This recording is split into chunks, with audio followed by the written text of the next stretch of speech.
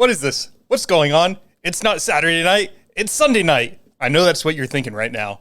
Don't worry. This episode was not dropped on accident. This was very intentional. Today is my birthday, Sunday, July 30th, and it's my first birthday in Austin.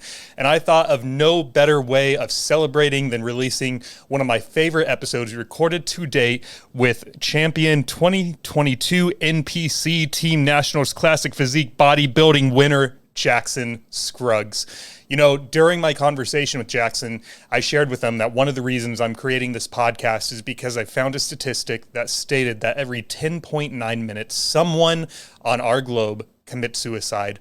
A little while later, while we were talking, Jackson mentioned that in Generation Z, his generation, that suicide is at a higher rate than ever before.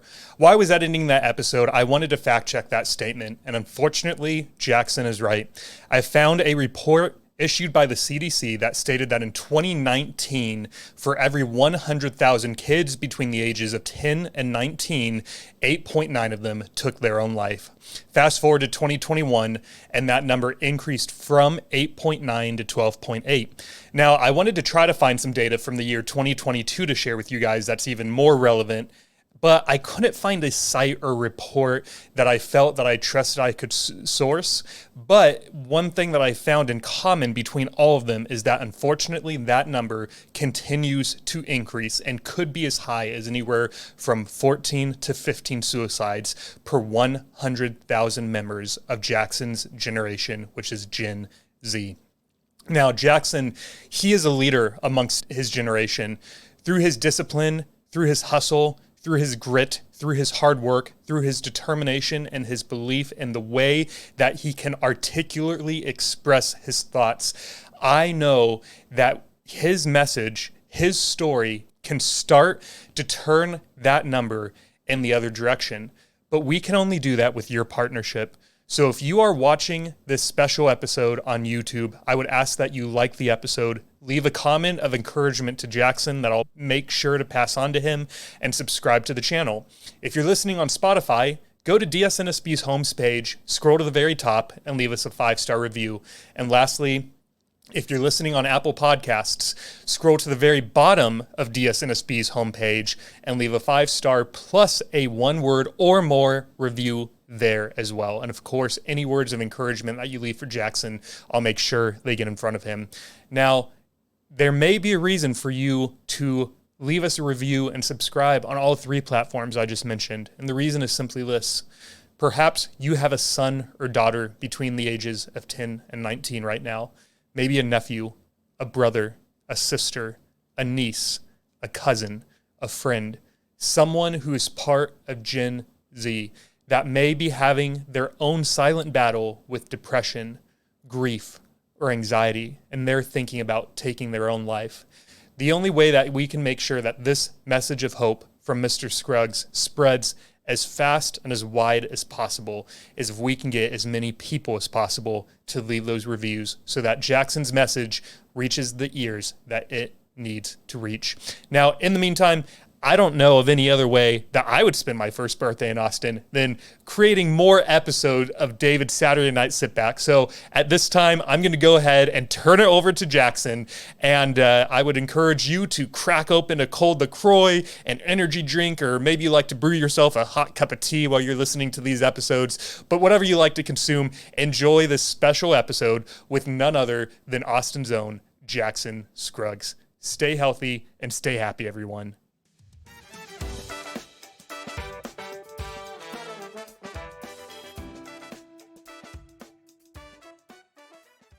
All right, Jackson Scruggs, you ready? I am. Cool, here we go. You're not nervous, are you? No, I'm good. All right, good.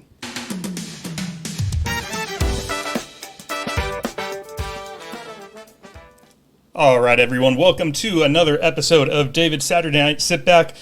Tonight, I'm super grateful to have Jackson Scruggs on the episode, and we are going to be chirping about fitness, leadership, integrity, mindset, the state of Generation Z, and some of the modern-day pitfalls that they've been succumbing to lately. Jackson is an Oklahoma Energy Resource Board and American Association of Professional Landmen Scholar. He competed in the Rony Coleman Classic in 2021, where he placed first in the team Classic division and second in the men's True Novice Classic Physique division. In 2022, he participated in the NPC Republic of Texas Championship, where he took home first place in Team Classic Physique and fifth place in Men's Classic Physique Open Class D. He also competed in Team Nationals in 2022 and placed first in Class B and second in the overall competition. And no big deal, it's probably not even worth mentioning, but there may or may not be video proof that this man squatted 405 pounds for over 10 reps, which was just mind-blowing to me. Jackson, welcome to your episode of DSNSB. Yeah, thank you. Yeah, man. Glad to be here. Are you happy? I am, yeah. I'm excited. It's going to be a pretty fun episode. What are you up to these days? What are you doing with your life? Man, so I'm a college student. I just finished my sophomore year at the University of Tulsa. I'm an energy management and finance energy management major with a finance minor.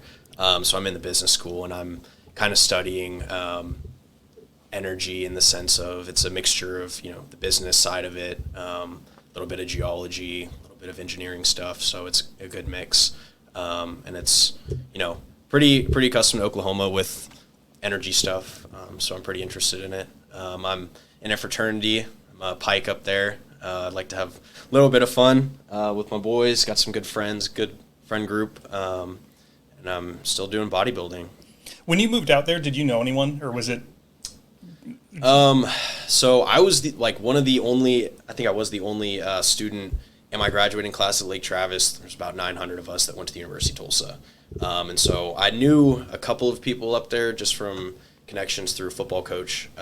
But besides that, I was pretty much on my own. So was that nerve-wracking at all, or was it more almost? I could see it being refreshing too, because you sort of almost get to reinvent yourself in a way. I would say so. I think a big part of moving to a new state and being a part of a new group of people as well. I had to figure out, like you said, reinventing yourself and whether or not you want to have people look at you differently. So I think one of the things I tried to focus on was being more than one-dimensional, because I think on my social media at the time, it kind of portrayed that, I was, you go to the gym, that's it. Right. Here's another guy taking exactly, pics.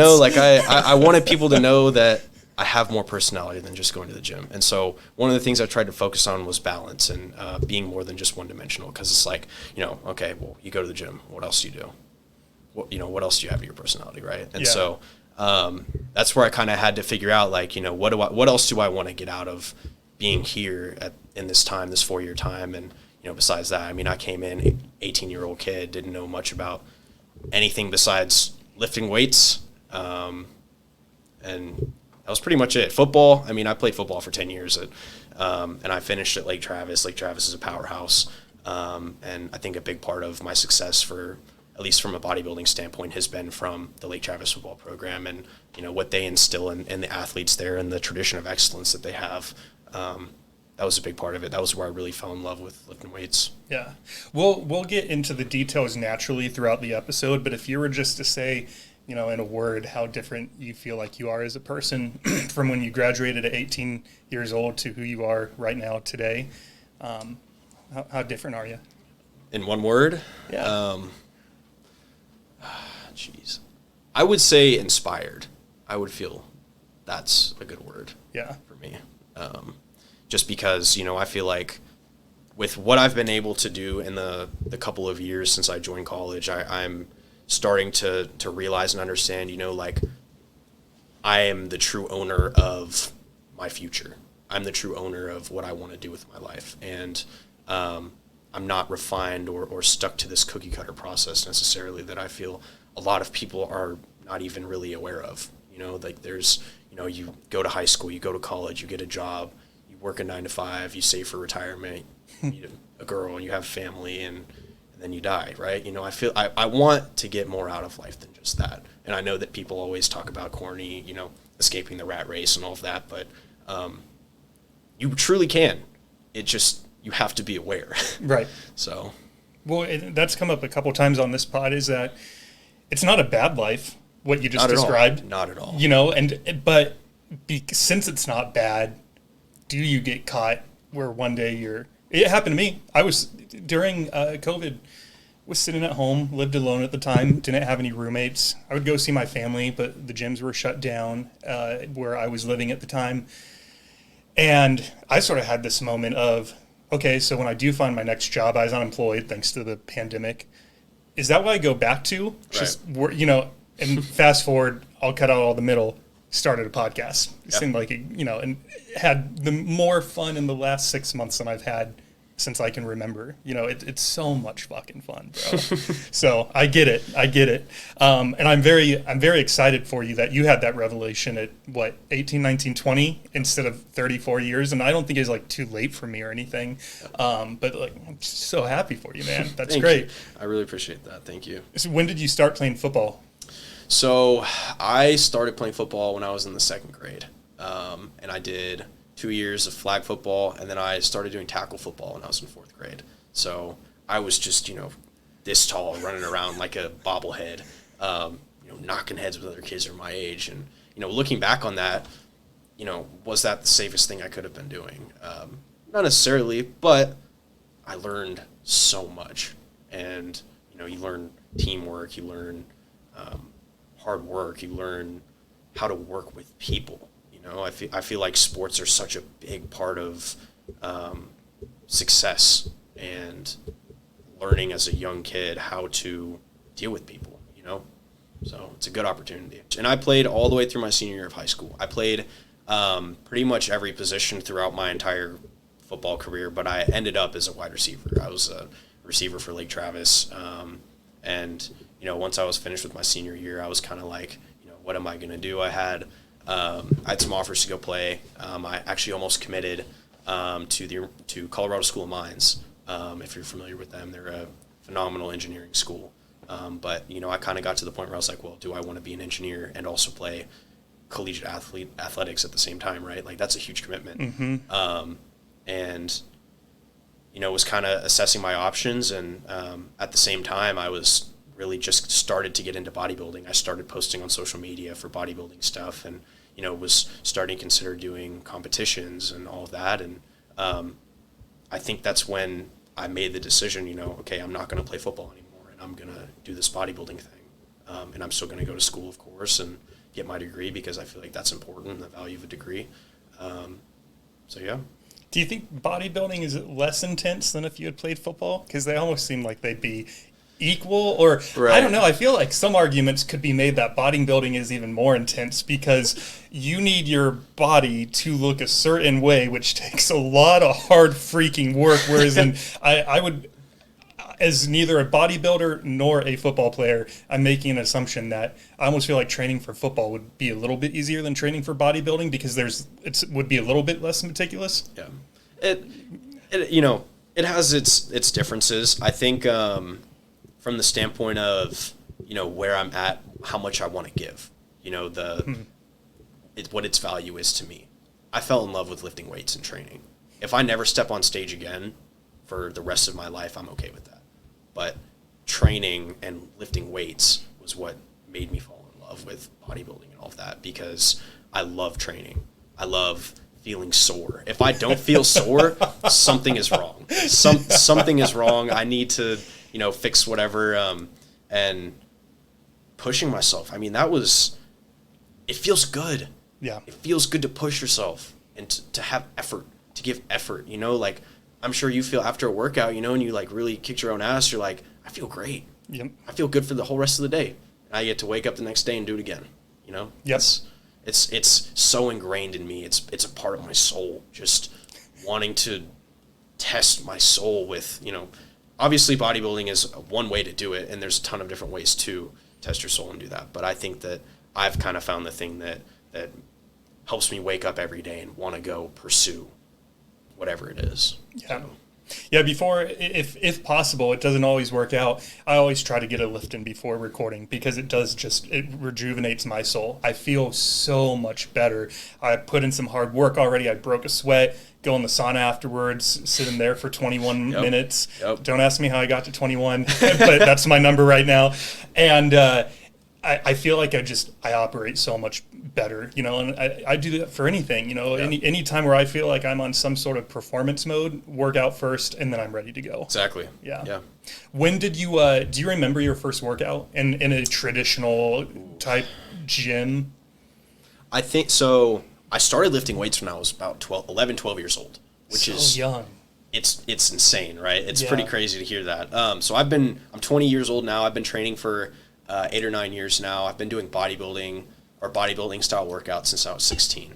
And so I went to Lake Travis High School, and the football program itself is, 6A Division I, huge program, very well known, tradition of excellence, a lot of state championships and people that go on to play in the NFL, and people that I played with that are actually playing in the NFL now and who I'm friends with, which is awesome, getting to see them on Saturdays and Sundays and all that. And we start so early. We start in like 6th and 7th grade, lifting weights, and we're, our arms are this thick, and it builds a base. It builds the habits of, pushing yourself, like I said, and eating for performance and all of that. That's why that program is so good and so strong and successful, is because the base that they start at is all the way up here. So that was probably my first, like, I wouldn't point towards a first workout, but when I first did start working out. You have a quote that I really, really liked on one of your Instagram posts. It's from April 24th of 2021.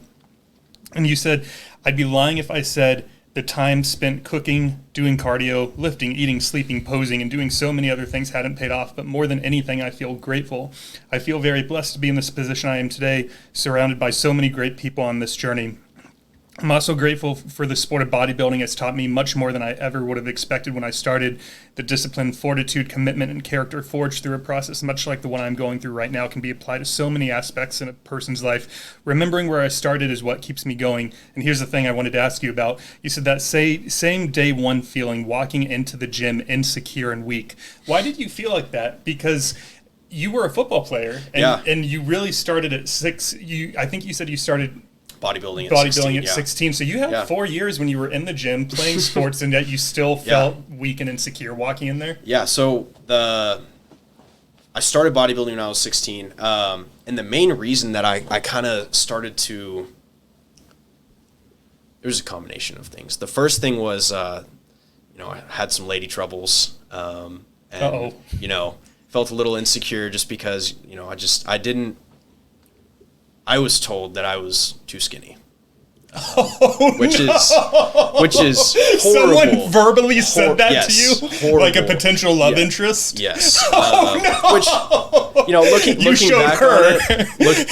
looking back on it, it was like the villain origin story, which is, hilarious. But, my first few years of doing bodybuilding were motivated on spite, and it was unhealthy. It was a very much eating disorder and out of compulsion ideology that I had towards bodybuilding. It was not based on science and being able to understand fully why I felt that way. And that takes a lot of time of internal reflection. It takes a lot of time of understanding, how to deal with your emotions. I think that's been a big part of my success going forward, right? Because I see a lot of people that get burnt out.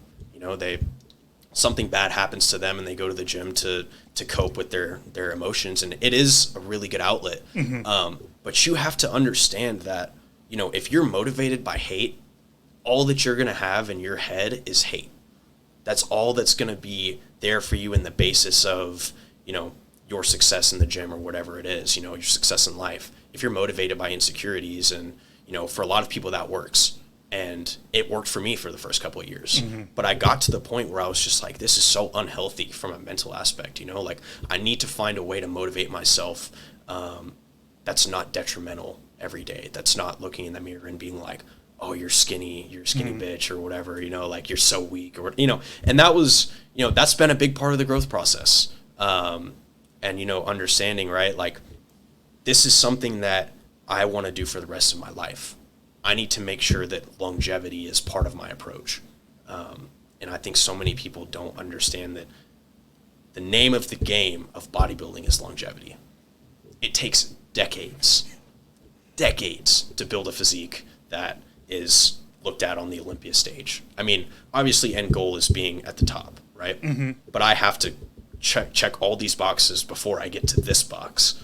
So I have to pay my dues every day. Mm-hmm. I have to wake up. I have to eat my meals. I have to go to the gym. I have to have good workouts, right? How are you going to motivate yourself to do that? Are you going to be motivated through spite and anger and hatred? Are you going to be a negative person? Are you a glass half full person or are you a glass half empty person? That's what has been the secret to my success is, I'm doing this because I want to, because I love it, because it's so essential to me and a part of my brand and being able to heal yourself from the inside. So to the best of your memory, when you were 16, after a workout, how did you feel? I felt great. It was those workouts when I was like 16, 17, 18, those were some of my most essential key workouts, I feel like. Those were the ones where it really solidified my love for bodybuilding because it was just like, you know what getting a pump feels like. Mm-hmm. You walk out of the gym, you got a chest pump and an arm pump and you feel on top of the world. You feel like $1 million. It's amazing, right? Yeah. Do that over and over and over again, and that's that natural high, those endorphins. That's what got me hooked on bodybuilding. That the training part of it. Yeah. So I do feel for me it can be a good outlet when you are upset, but it's usually much less significant. And what I mean by that is just the week before last, someone at work said something to me that pissed me off. And so I went to the gym and had one of the best leg days I had in the previous 3 to 5 weeks. And the whole time in my head, I was thinking of one of my prior guests who was on, and he was talking about how can you, when you go to the gym, how can you take either that anger, the depression, anxiety, whatever that negative emotion is, and try to turn that into fuel for energy. Exactly. And I had his fucking voice in my head the entire time. But it was also like, I was like, wow, like that was a great lift. Don't know how I'm going to get up to my second floor apartment after this one. But Totally. But I think it's interesting too that, for you, it was a lot more deep though. It wasn't, someone said something to me sideways at work and then 3 hours later you were good, because work is like, who gives a fuck? I knew exactly what I was going to respond to that person, how we were going to resolve the situation and how we were going to move on to it first thing the next morning. And we actually were just laughing about it like 2 days ago, about how silly and immature it was. And I was like, agreed. And great. But being told you're skinny when you're 16 years old by a potential love interest, that's just, ugh. Yeah, it's, that was, it caused me to have insecurities, right? And, one of the people that I looked to for motivation, that was David Goggins. I'm sure you're aware of him, but who's that? He's I know. He just the way that he speaks about motivation and being motivated through insecurities, because it works for a lot of people. It does. And I don't want to be a super negative person. That's my personality. So you don't seem like it. I know I've only known you for 45 minutes, but you don't exuberate a lot of negativity. So I'm glad. That's good. Thank you. Yeah, you're welcome. Are you still in touch with her in any way, shape, or form? Mm-hmm. No. I don't want to really go revisit that part of my life, just because that was pretty difficult for me. And obviously, when you're young and you feel certain emotions, right? That's the first time you're feeling that emotion, so it feels like it's the worst that you've ever felt. It's hard to learn how to deal with your emotions from a young age. That's why, learning coping mechanisms and being able to identify, right, like, how am I going to deal with my emotions from a young age? That is one of the single biggest trajectory changers for an entire person's life. How are you going to learn how to deal with negative things in your life? Are you going to turn towards, substances or something like that? Are you going to go to the gym? Are you going to work harder? How are you going to learn to deal with that? And so that's that's a part of your environment, one, and how you're being raised. But also, it's an active conscious decision And so I turned something negative into positive. Yeah. Yeah. So. If you want to move on from this, we can.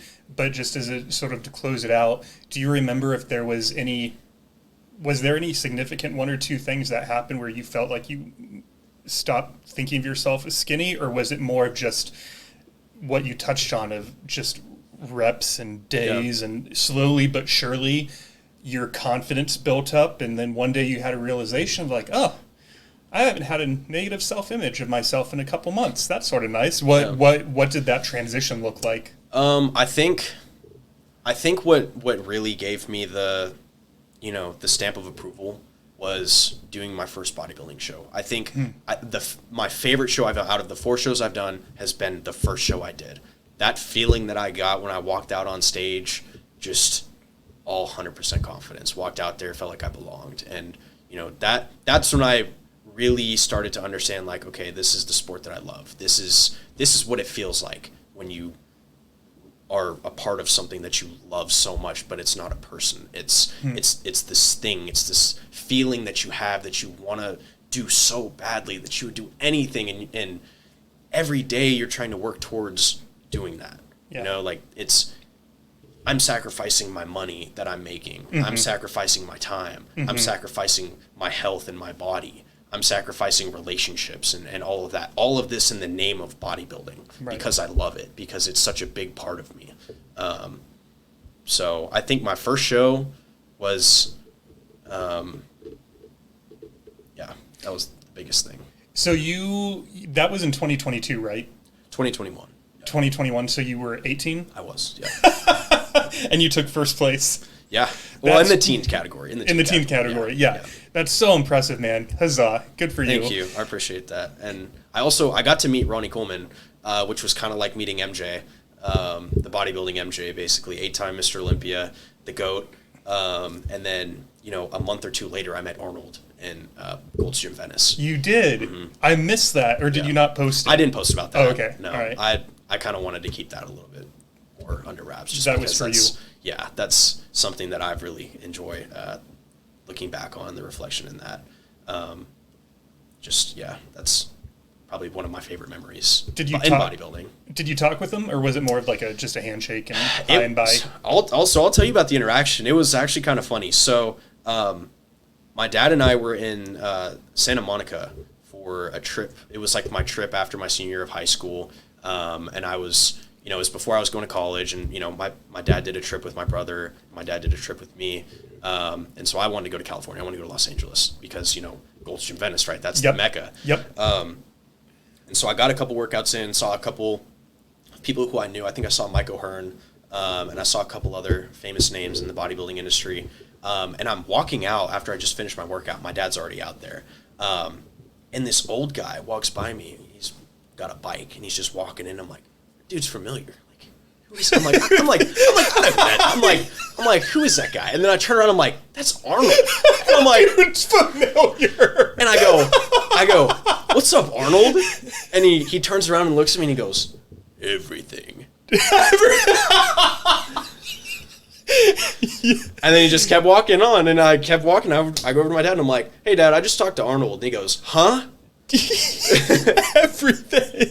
What a great response. Yeah. So that was one of my favorite memories of doing that. And he walked in and he started working out, and he was doing some lat pull downs. I saw him out there at Gold's Venice and just watching, seeing him, and people were starting to come up to him and bother him during a workout. And I was like, that dude was Mr. Olympia and he's a bodybuilder.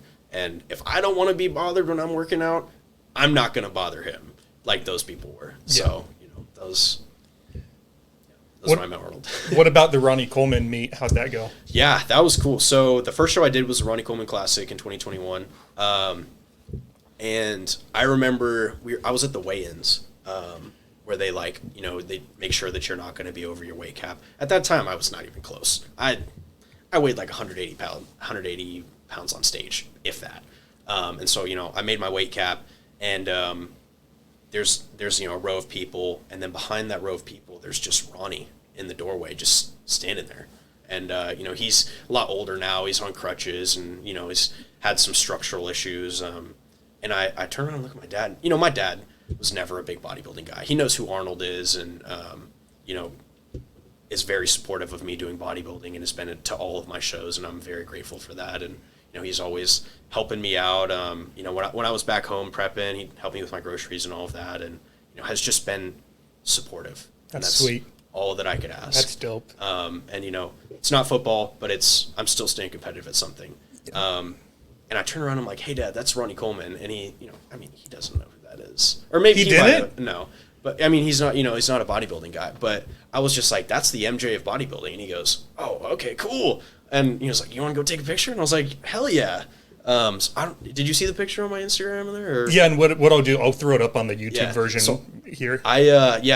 I look Cuban in the picture because I had a spray tan on. So I was orange. But, I mean, it was just surreal, you know, seeing Ronnie Coleman there. And, you know, he's, yeah, hey, what's up, man? You know, whatever. And shook his hand and said hi to him. Was like, hey, man, I'm 18 years old, you know, like, I'm excited to do your show. And he's like, yeah, welcome to bodybuilding. So. That's sweet. Yeah. There's a podcaster here in Austin. It's not Joe Rogan, who, if I ever meet him, man, I hope he'd be down to talk for 30 seconds. But even if he's not, just to be able to like shake his hand and tell him like, your podcast changed my life. You know, not necessarily the content, but just giving me that courage to go do something that you know, he started with nothing and no listeners, and I sort of just followed in his footsteps and have been working my ass off and hoping for the best. Yeah. What was I going to ask you? So between when you were 16 and 19, there's 3 years of prep before you were on your first stage. When I started working from when I started the podcast to when the first episode released, I think it was maybe 90 days. So it was a quick turnaround, right? You went 3 years before you actually stepped on a stage. Was that hard, or were you more just so in love with the weightlifting that was keeping you satisfied enough at the time? I think I was satisfied with that, and you know, I was still playing football when I was in high school, and I had, you know, I didn't understand anything really about bodybuilding. All that I knew is it was just like, you know, these dudes are on stage in their underwear. And you know what? At first, I actually wasn't really that interested in competing. I just wanted to look good. I just wanted to, you know, get a six-pack and bench press a bunch of weight and, you know, squat a bunch of weight and be strong, you know? Like, I wanted to be muscular. And, you know, it wasn't really until, like, my senior year of high school, I would say, that, you know, I knew I really wanted to do bodybuilding. And it was, like, January of 2021. And one of my coaches, Dred Barr, reached out to me. I'm not sure if you know who he is, but he's a personal trainer and does bodybuilding preps. And he's been my coach for the last 2 times I've done a couple rounds of shows. He reached out to me and was like, hey, man, you ever thought about competing? And I was just like, oh, you know, whatever. That's cool. Talked a little bit about it, and then, you know, didn't talk to him for a week or two. And then I hit him back, and I was like, you know what, man? I'm interested in doing this. And that was when I kind of had the realization. I was like, you know, even if I don't do it, I think that I'll have this thought in the back of my head. It's like, man, I wish I did bodybuilding. I wish I stepped on stage. I wish that, you know, I regret not doing it. I didn't want to have that thought in my head however many years down the line. So I was just like, fuck it, I'll do it. You know, like, I'll get on stage in some underwear and get with a spray your orange tan on. You know, I was just like, you know, whatever. Like, who cares? I mean, I was so past the point of caring what people thought of me that I was just like, I'm going to do this regardless of what anyone has to say. So. It's a weird question. Was it weird to see your own pictures of yourself? I think so. No, because you see yourself in the mirror, and so it wasn't like strange to see yourself on stage, orange. Not really. I mean, it was, you know, by the time I was on stage and doing stuff, I was just like, I was like, yeah, I want to do this, you know. And after, of course, I did, you know, the first show and had a tremendous time. I loved it. It was awesome. I wish that I could go back to that day and re-feel that feeling that I had on stage. I mean, that's just been the highlight of my bodybuilding career so far, is the first show. And, you know, I won a national show the last show I did, and I still love that first show more than I did the last one I did. How often can you do shows? Is it like once a year, more or less? It depends. So right now I've I haven't done a show in about a year. I'm taking a pretty long off season right now just because I want to make sure the next time I step on stage that there's no doubt in anyone's mind on there that I'm the winner. I mean, I want to make sure that the next time I'm up there that it's like, okay, man, like you're going to be a pro. Like that's what I want. And so right now my plan for the next year or so is to keep growing. Second semester of my senior year, ideally, is whenever I'll step back on stage. I might do a show in Oklahoma, I might do a show in Texas, whenever that is. But, you know, obviously I have some more responsibilities right now. I'm in a fraternity, and I'm on the executive board. I'm the external vice president right now, and so I'm overseeing a bunch of different moving pieces in the house right now, from social scene and all of that. That's a time commitment for me, and that's, you know, I have a commitment to the guys there, and it's a big part of my life, and I'm glad that I get to be a leader there. And so once I'm done with this semester of being in that position, I'll hopefully be the next president. That's hopefully, I'm not going to say for certain that's what's going to happen, but I'm hoping that I'll be there. I hope so too. And that's a year-long commitment. So once I'm done being president, it'll be my second semester of my senior year, and I'll have time to do bodybuilding competitions and prep. So sweet. Yeah. One last question about your time in high school, and then we'll move on from that. You are unique because you're one of my first guests that knows one of my prior guests, Judd Leinhard. I do, yeah. And you don't just know of him; you guys know each other. Yeah. How do you know him? So I first met Judd my freshman year of high school, and so the place that he was a trainer at for what I was doing was called Acceleration. Acceleration is like a speed training performance facility, and they do a lot of scientific based stuff, a lot of kinesiology stuff, and they're very, very technical when it comes to like running form, sprinting, doing all that combine work for the NFL, and very well known place in the Lake Travis area, and they made me run faster. Judd helped me run faster and helped me become a better athlete, but Judd was my trainer all throughout high school for speed work, and every session I was there, we were talking about bodybuilding. Every single session we were talking about training, nutrition, pharmaceutical stuff. We were talking about bodybuilding legends. We were talking Arnold and all. I mean, just because Judd was a bodybuilder in his before he's doing what he's doing now. And I mean, he's a big dude. He's 260 pounds, 270. I mean, he's huge. He looks like an open bodybuilder. Yeah. He walks around like a mass monster. He's huge. The sky gets darker when he walks in the room because he just blocks out the sun. That dude is huge, and he was like one of the first guys that really like made me fall in love with at least like the training part of it, but also more knowledge about bodybuilding. And so I'm grateful that he was one of those people. Was there a specific, before we started recording, a story or something that you wanted to bring up in relation to him? I can't remember. I think because when we were talking, you said, no, I'm not going to go into that. I'm going to save it for the podcast. Yes. So there was one time whenever so we both work out or lift weights at Gold's Gym in Bee Cave. That was kind of my first like big gym that I was at for an extended amount of time where I was doing bodybuilding stuff, and I've done multiple preps at that gym and know some of the people that work there, and was able to create some friendships with some people that are still there, and I still talk to today. And I was talking to him my like first week of prep of my first show, and I was like, hey man, I'm not going to play football in college.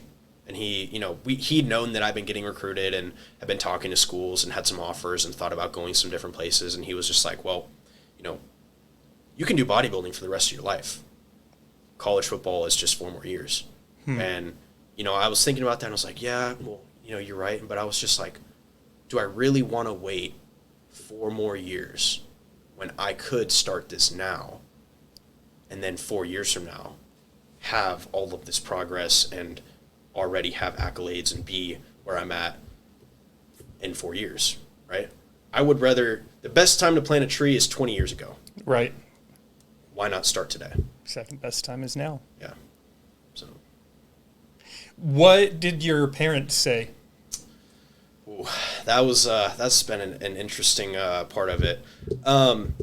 Obviously I got, some pushback from in the beginning at least, what is this bodybuilding thing? Is what, you're going to stand on stage in a spray tan and a mankini? What is this? Right. Like, what are you doing, Jackson? Pretty much, right. We raised you better than this. Pretty much. But, I think the biggest thing that I had to emphasize was, obviously their concern was behind mental health and, eating disorder type stuff. And to be honest with you, it is technically an eating disorder. It is disordered eating. I'm not eating like a normal person. But I drew the line where I'm saying, hey, I'm not doing this out of compulsion. I'm doing this because I want to be successful, because I love bodybuilding, because I want to be good at it, because I think that me starting right now, I'm 20 years old and I already look like this. 5 years from now, where am I going to be? You know what I'm saying? Like there's bodybuilders that are professional right now that are competing that are 35 years old that started lifting weights when they were 25. Chris Bumstead is, I think, 27, and he's 4-time Mr. Olympia. He got his pro card when he was 22. Chris Bumstead started out really early.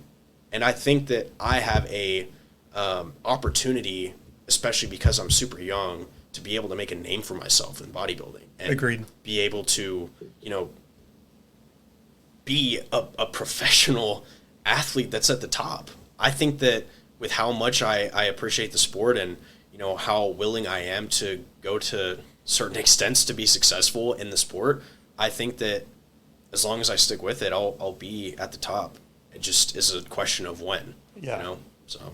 Dude, you're an incredible young man, first Thank off. you. And I think that you bring up, I'm very happy that you have found your passion at 20, because for you, your body, I'm assuming, is firing on all cylinders. Right now, I have a left shoulder thing I've been worried about. I have a right elbow thing. I tore some rib cartilage last year. Like, if I called you up tomorrow and I was like, Jackson, that conversation was so inspiring, I want to start bodybuilding, you might be like, Dave, we can find some other, stick to the podcast, right? Stick to. You never know. I imagine that for most 35-year-olds, I've been working my ass off in the gym for 17 years. Like, my body, I can tell it's starting to have some wear and tear, and I feel like I'm pretty careful too. I keep a close eye on form and technique, and I'm not throwing my back out, but things are just starting to hurt. Whereas you, like, your energy, your metabolism, like, everything is optimal right now. So Why not focus all that somewhere? And for you, it's bodybuilding, which is fucking great. Yeah. Did anything shift with your parents or maybe friends after you got that first place? I mean, I think that it kind of, I think it solidified in a lot of people's minds, like, okay, like, he's serious about this. Because I did get, obviously people in high school are going to be horrible towards other people if they're trying to do something different. I remember when I first started posting on social media, I got made fun of so much just about bodybuilding. They're like, oh, that's cringy or whatever. And I mean, I didn't care. I was like, I look better than all of you. And you guys are making fun of me because I'm ripped. Like, what's wrong with you guys? Right. Like, there's insecurity and jealousy behind that. But I think me doing the first show kind of showed people, like, okay, he's serious about this. And now a lot of the same people that, kind of made fun of me in the past or, spoke badly about me or said some things about me are now coming to me asking me for advice. Hey man, can you send me a workout plan? Or hey man, can you give me some advice on this?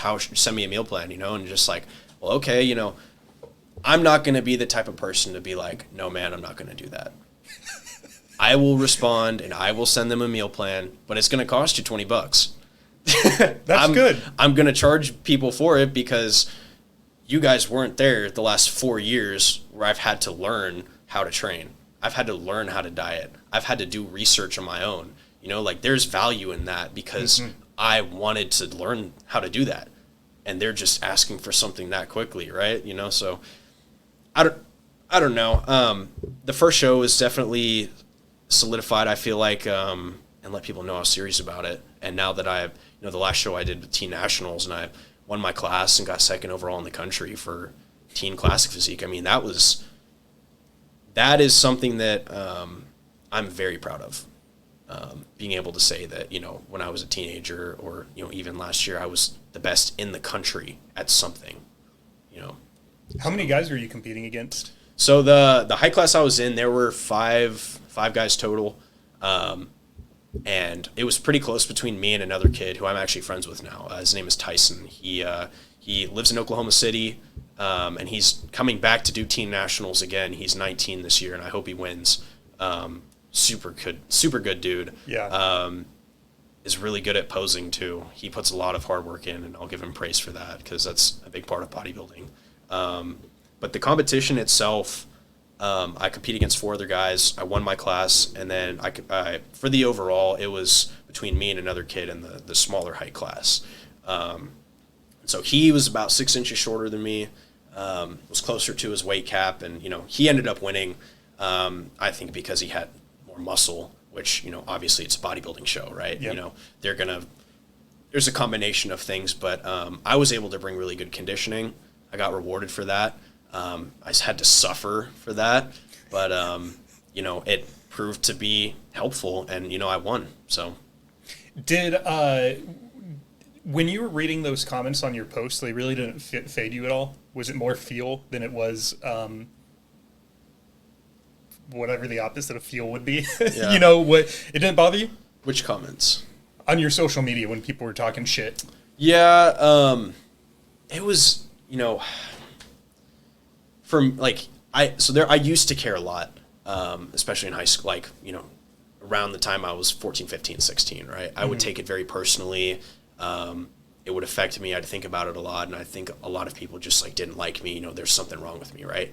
But then I started to realize, why do I care about what other people think of me? Why does that matter? Yeah. They're humans just like I am. They're not perfect. They have issues with themselves too. So why should I care what they think about if they themselves are not holding themselves to a higher standard?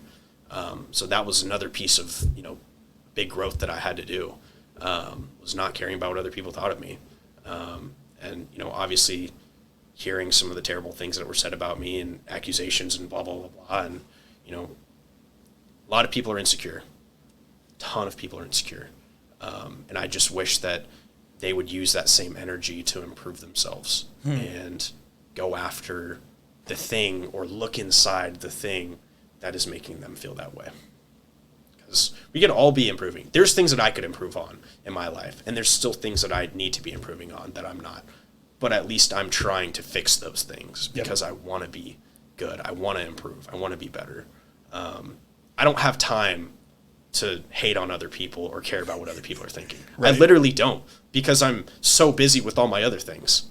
That's why I try and be as positive as possible with other people. It's I don't have the mental capacity to talk shit about other people or care about what other people are doing in a negative light, So I think downtime's bad. One of my friends, another podcast guest, she said, I think I'm super depressed. I'm just too busy to notice.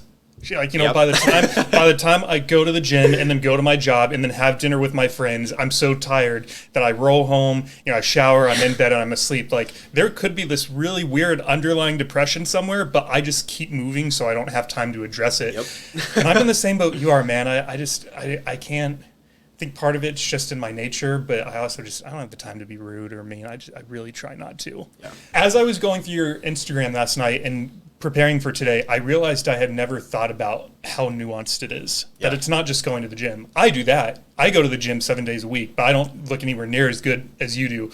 It's not just the gym. It's your diet. It's your money. It's your time. I would imagine you maybe have even... has even impacted your social life of, I'm not going to go to that party because I know if I go, I'll get excited, I'll stop drinking, so I'll start drinking. I don't want to drink tonight, so instead I'll stay home or go to, so it's would it be safe to say it's your fucking life? Is it totally impacting 98% of it right now? It's a lifestyle. Bodybuilding is a lifestyle. What part, has there been any part that's been difficult? I've been doing it now for so long that it's just a part of me. I mean, if I don't eat 5 meals a day or 6 meals a day, something's wrong. If I am not able to get 7 or 8 quality hours of sleep at night, something's wrong. If I don't get a gallon of water in, something's wrong. So for when I say it's a lifestyle, it is literally something that you have to do so many times over and over and over again that it becomes second nature. That's that is how it becomes habit. That's doing it over and over and over again. If I miss a workout, or like I'm traveling and I'm on the road for 4 days, I need to make sure I'm able to work out. I will pay $30 to Uber to a gym and pay $20 for a day pass, then pay another $30 to get back. I did that. So my brother, actually, one of my brothers got married in Nashville a couple weekends ago. And I was like, okay, I need to get a workout in, right? And so my girlfriend and I, we were just like, looking around, like, there's no cars there because we were at an Airbnb with my family. There's one car and it was gone. Just like, okay, well, how are we going to get there? And thankfully my uncle was there and drove us to the gym. It was out of the way, but $30 Uber back. So I'm willing to spend money to help me accomplish my goals. That's been another bottleneck for me, at least. I'm a college kid, right? Mm-hmm. Bodybuilding in college, that's hard. Yeah. That is financially straining. And so, I got a good job. I'm interning for Halliburton this summer, and I'm excited. I get some good corporate experience, and it's going to help me pay the bills for the next year for my bodybuilding stuff. Which for those Uber rides and those day passes. I'm glad. Help me get my grocery bill. My grocery bill is probably around $100 a week. Okay. Up in school, and I'm also on top of that. I'm paying for $60 gym membership every month. I'm paying for gas for my car. I'm paying for supplements on top of that. I'm paying for all these things, and I'm getting nothing in return. Right. All because I love the sport. Just like I said, it's sacrifice. Sacrifice. All for this thing that I love. And so what you also have to factor in is balance. Work-life balance, right? What's that look like for you these days? So for me, being a college student, that's one. Bodybuilding, that's another. I'm trying to be a leader on campus and do things there. I'm creating clubs. I'm part of student organizations. I'm trying to be active and do things as well to help me with, propelling into my professional life if that's an avenue that I choose to go into. But my balance is ridiculous compared to what other people would think. Some people think balance is you get home from work, you watch TV for 5 hours, and you go to bed. Mm-hmm. Everyone's idea of balance is different. But for me, I am able to go into, like, I'm in school mode right now. Once I'm finished with all my stuff for the day for school mode, I go into gym mode. It's time to go to the gym, time to get a good workout in, drink some pre-workout, get jacked up, go lift some heavy weight, come back. Now I'm in, planning mode for, okay, we've got a party this week. I got to do this paperwork for the university, set up a meeting with campus security, do all this. That's done. Now I'm in homework mode. It's being able to be disciplined and do the things you need to do. That's the biggest part of my success from a whole, is being able to do what you need to do even when you don't want to do it. There's days when I don't want to get out of bed. Mm-hmm. Everybody has that. But having the ability to not give a shit about how you feel and just get up and work, hustle, grind. That is a big part of how people get stuff done and how they get remembered. How are you going to be remembered? How are you going to leave an impression on other people? I'm a hustler.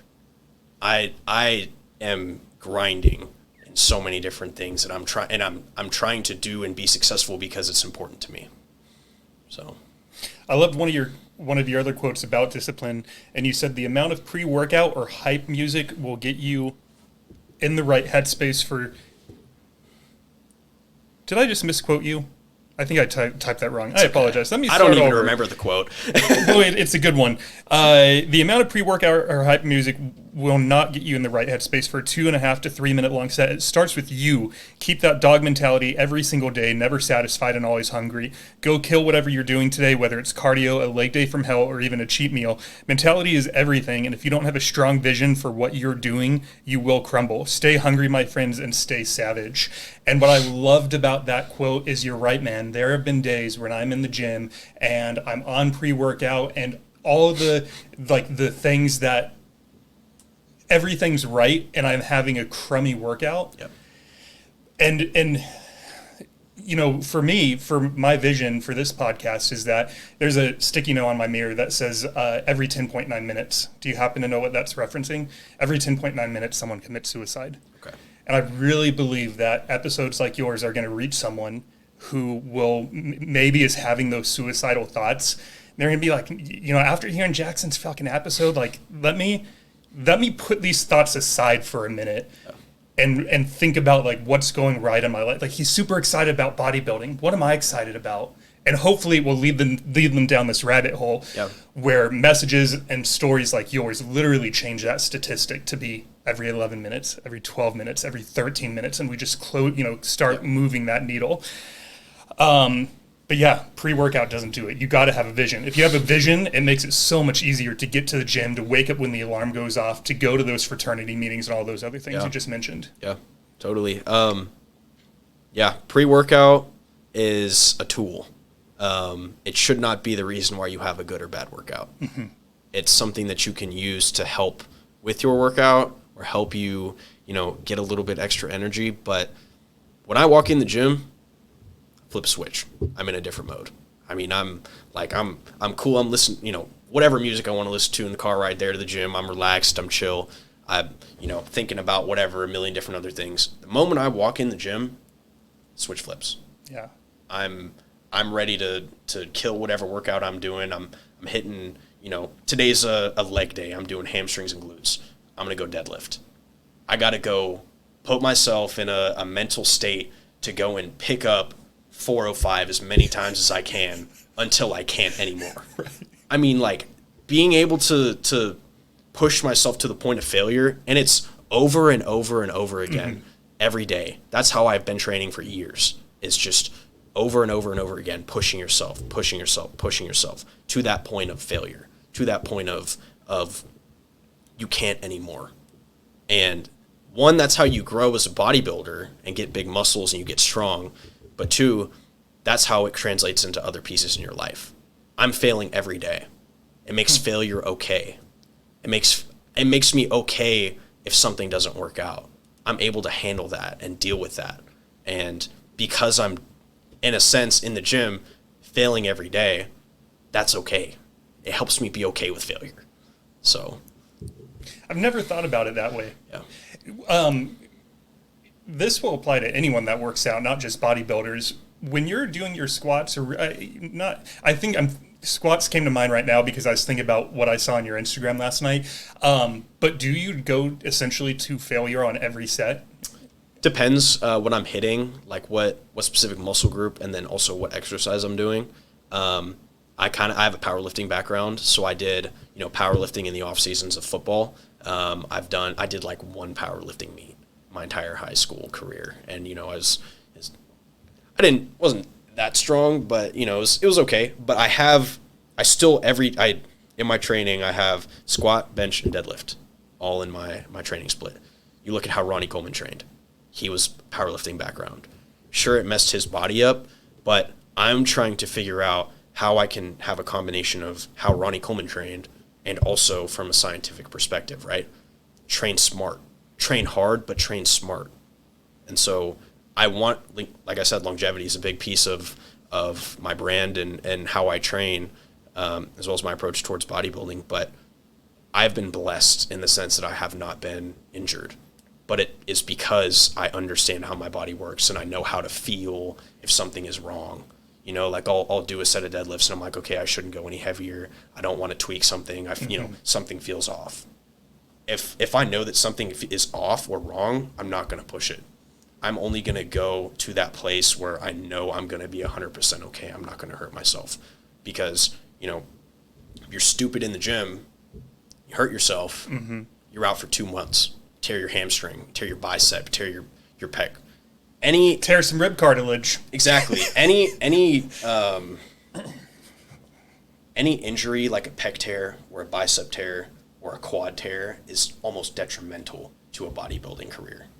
That is single-handedly what will ruin a bodybuilding career. And that's where another piece of money comes in, right?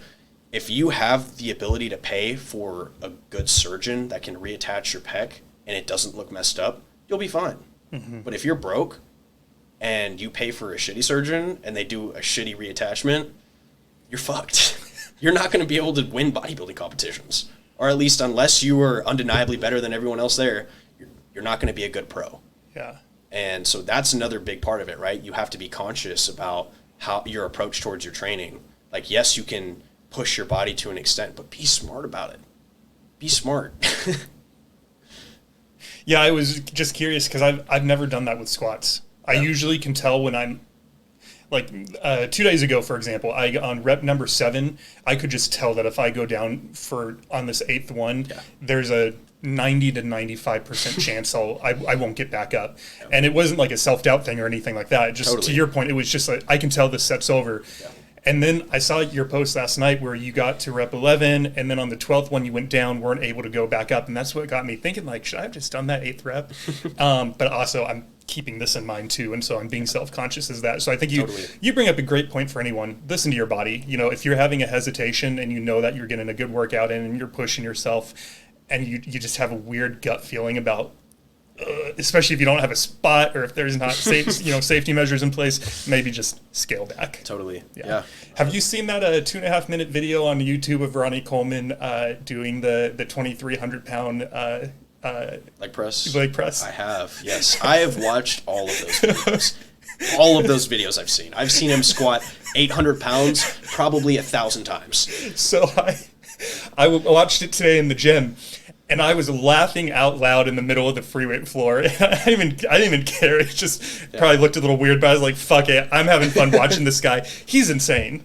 Dude, yes. Not even insane, but just the way he gets himself hyped up for a set. Just, come on, baby. Buddy. Woo! This guy's yelling at himself, and it took him like 30 seconds, give or take, to get in that mindset before he unhitched the safety bars and started repping it out. Dude, it's so fucking inspiring. It got me fired up. I was like, threw my phone on the ground. All right, let's go. Have a preset ritual. That is also a big part of training. Like before you're about to pick up some heavy ass weight or you're going to do a set, make sure that you can put yourself into the mindset where you're ready to get under that bar. So for me, I take 5 deep breaths in, and I music will be going or whatever, but all it is just me focused on my breath. That's it. I'll have someone spot me or whatever, and, they're behind there watching, but before I even have the weight touching my body, I'm sitting there, eyes closed, head down, 1, 2, 3, 4, 5, let's go. That's how I get myself in the headspace to go pick up 405 until failure. So all of your heavy sets, you do that every time? Mm-hmm. Yeah. Outside of changing music, are you on your phone at all while you're lifting? Sometimes I am, and I've been bad about that. It depends on the workout, to be honest with you. If I'm doing like a leg day and it's longer, I'll probably be on my phone a little bit more than if I'm like hitting arms where I'm doing a bunch of supersets and I'm, going from one exercise to the next. It's just, less time in the gym. Sometimes I am on my phone, and a lot of that is just like not, my ADHD self not being able to pick a song to work out to. I'm kind of bad about just clicking shuffle on a playlist and just going, just because I want to hear this song before I do this set. It's, a hype song or whatever, and and some days I don't even care. Some days I'm not on my phone at all. Some days I'm on my phone a lot. So it varies. It does. And, that's fair. If I'm, worried about I got a test coming up and I'm reviewing stuff in between sets for studying or I'm texting another person about something that's related to the fraternity stuff, that's, so depends. You got to stay productive to a certain extent. Right. And during your heavy sets, are you taking pretty long breaks anyways? I'd say so. Yeah. I'm smoked after a set of failure. I mean, it's there have been so many times when I've just I'll do the last rep, I hit failure, and I stand up, and I'm just like, oh, dude, I'm about to pass out. I'll get to that point, and I'll have to take, 5 or 10 minutes to recover before I can do another one. So, and that's another thing, right, where people are like, well, how long do you take of rest between sets? You do 30 seconds, you do a minute? I go, no, I go when I feel ready. So, listen to your body. Yeah. Yeah, I've been trying to keep it 60 to 90 seconds because for me, I'm not maxing out at every set. It works for my training regimen. I love the pump that I get when I'm not fully recovered.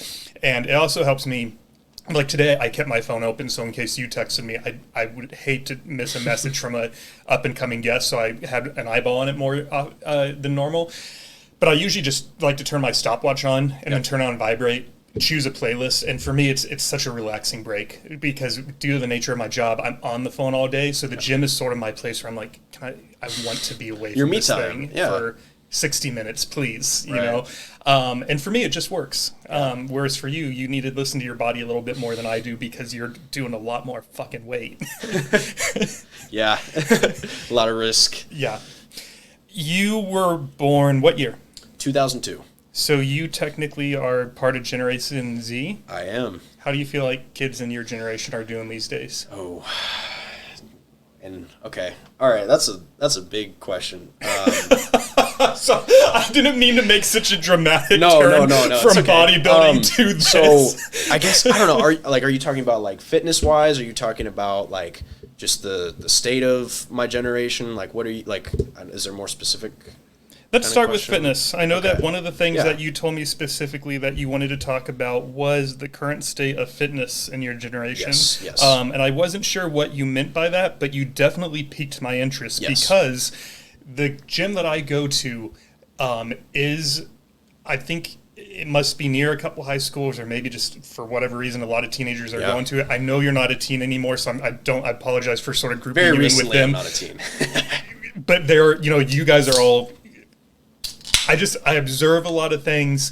One thing that's been great is word is starting to get out about the podcast because of people like Judd who have come on, and so some of them have come up and introduced themselves like, listen, it's awesome. And so I get to talk with a lot of them, and even a couple of them have made comments like, I don't know why I just told you all that. And so it's great. I'm incredibly grateful that for one reason or another, people feel like they can lower their guard around me.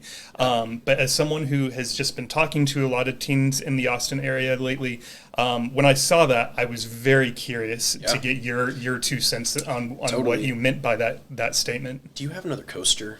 Yeah, you can just put it on the puzzle. Okay, cool. That's why the puzzle's there. You can pour some Monster on the puzzle if you want. So for the current state of fitness in my generation, I think when I put that on there, I was mainly talking about social media stuff. So they're the new fitness influencers. Do you know what I'm talking about in the sense of that? Like people that are using social media. Everybody? Yes. Pretty much, yes. So I feel in my generation, and I got 2,000 Instagram followers. That's really it. Social media to me is really not a big focus of mine just because I'm busy. I don't have a camera. I don't have any recording device. I have my phone. That's it. Everything I post is from my phone. And I don't edit any of my stuff. I try and stay authentic on that. And I haven't posted bodybuilding stuff in forever. I post on my Instagram story occasionally, but on my main account, I don't. I have a lifting account. But social media influencers, I think that there is an oversaturation of the same content across like TikTok, Instagram, and whatever YouTube. I mean, everybody wants to be a fitness influencer. Everybody does. Everybody wants to be sponsored by Young LA and Gorilla Mind and all these companies that are, you're an ambassador and whatever. And, people, I feel, are buying into fitness as a trend. And I think that people want fame and notoriety from that, from lifting and doing that. I'm a bodybuilder. I want to be known in the industry for bodybuilding. I don't want to be known as a social media influencer. If I become a social media influencer as a product of being a good bodybuilder, that's okay. I'm fine with that. But I'm not going out of my way to, post trendy TikToks or, anything like that. I don't own a single piece of Young LA clothing. I mean, I would rather spend my money on food. And that's what I try and tell some of my friends that are starting to get into it, like save your money, buy food, buy protein, buy supplements, buy stuff like that. Stuff that's going to make you get bigger in the gym, not just flashy clothing, right? Like, well, you have something of substance. You have a first place medal. I hope they would listen to me. I don't know. Sometimes people are not willing to, but it's okay. That's their own life and their own prerogative. But you want some ice for that, or are you good? That's all right. I'm okay.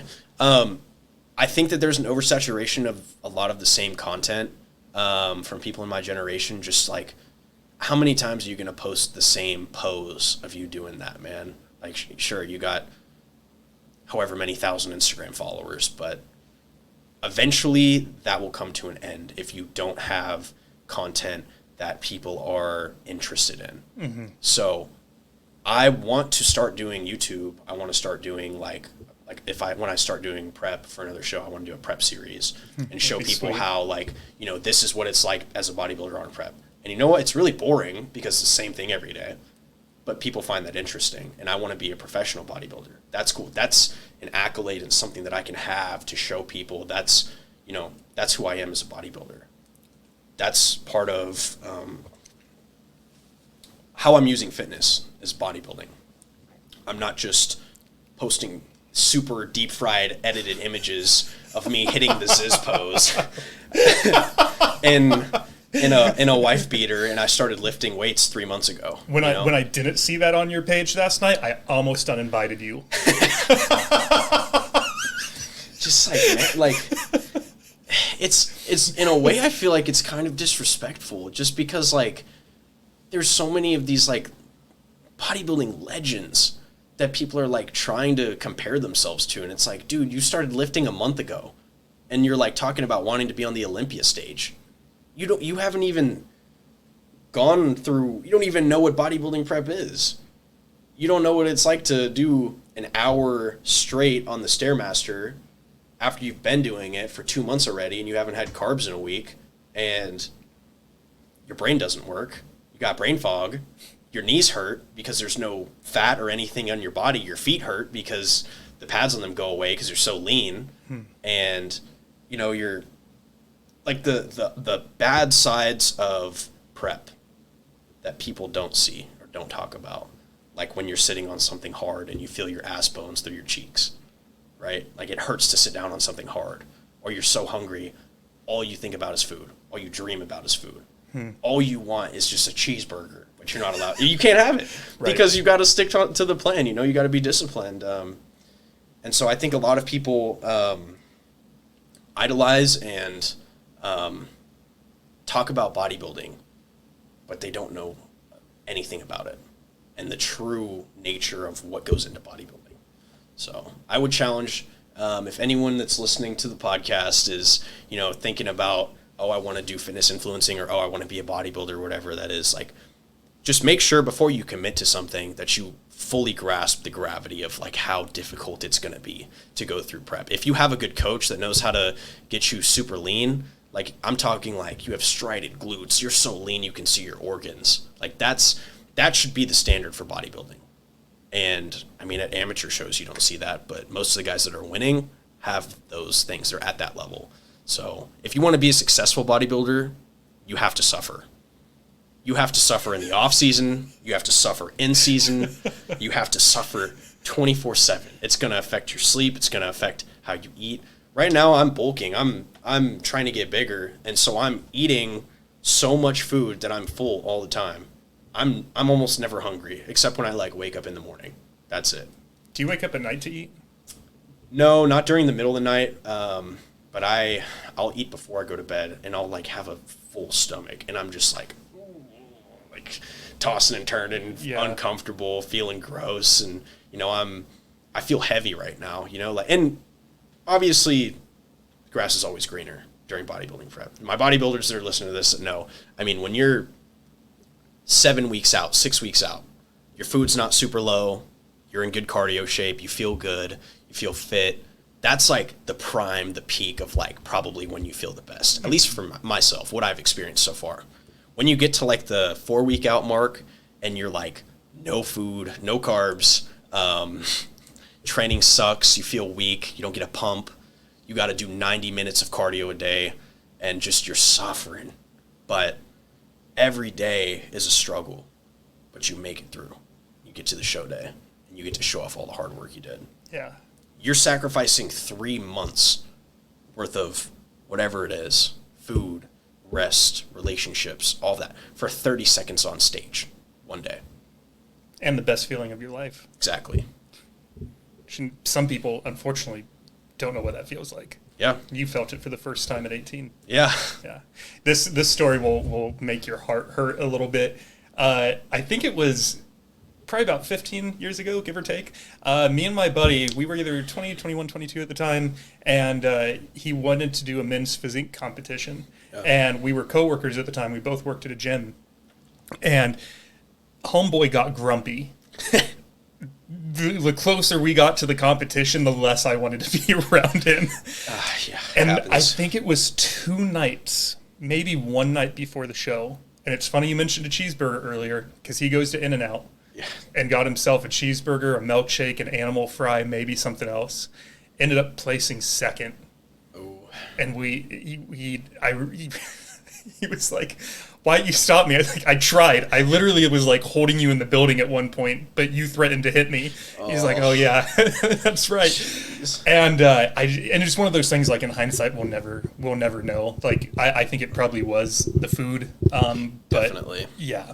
Like, he could have placed first, maybe. Who knows? I mean, it could have actually helped him if he was super carb depleted and, all the salt and the fat and all that soaked up, and could have been a good way to have a refeed, but never know. I don't know what the situation was with your friend, but I also want to say that, like, being on prep, I'm sorry for my mom and dad. If you guys are listening to this, I know I was a pain in the ass to be around. I'm sorry, but that's just another one of the sacrifices, and it's tough. And next time I am prepping, I've already warned my girlfriend, if I'm so unbearable to be around, please let me know. Do not hold back. Let me know that I'm being a dick, or if I'm, hangry, because it happens more often than people think. So that's funny. Yeah, it's something I've been thinking about, and obviously I'm not a psychologist, you're not a psychologist. I just observe things and I think about them.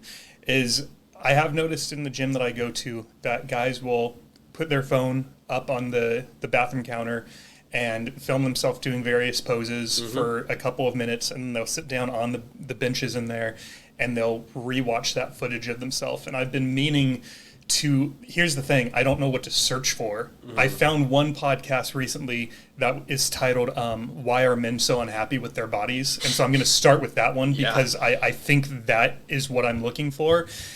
But I do wonder, because what impact that's having on their self-image, because I never had that. Totally. So when I worked out, when I was 18, 19, 20, I would take off my shirt in the mirror and I could look at myself for a minute and then I'd throw my shirt back on and I'd leave. Yeah. But they just have a redundant amount of videos that they are staring at of themselves. Totally. And I'm very curious what's going through their head and how that's impacting their view of themselves. Yeah, I'm glad you brought that up. So this ties into another piece of mental health, right? We're at a point right now, I mean, you mentioned suicide and 10.9.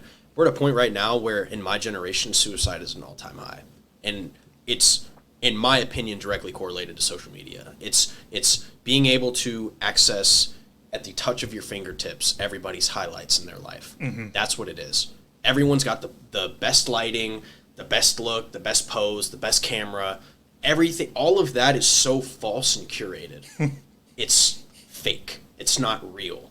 And I wish that there was more advocacy towards awareness of that, because so many people, I feel like, don't really understand that. And they just are on social media all day and they see Instagram, they see the pictures of people that look insane. And they see, the girls with the craziest looking bodies, or the guys with the, best physiques or whatever, it helps and it hurts. It helps in the sense of you're trying to improve and look the best you can. It hurts in the sense that it affects your mental health and you get to the point where you're like, I'm never going to be good enough. That's the pros and the cons of that. And you have to learn how to use both of those things in a positive way. So for me, like, whenever I feel like I'm struggling with body dysmorphia and I'm like, oh, I look like shit. I'm trying to change the thought process of my mind of like, okay, like, I don't look any different than I did yesterday. And I thought I looked good yesterday. Not that much can change in the time between yesterday and today. Right. And so trying to bring yourself to think about that, right? Because it's mental health is weird. It's very weird. Mental health It's is weird. weird. And so, I mean it's weird in the sense that it's volatile and it goes up and down like this. It changes. You go through fluctuations. And so being able to understand, like, okay, how does my brain work? That ties into the neuroplasticity thing, right?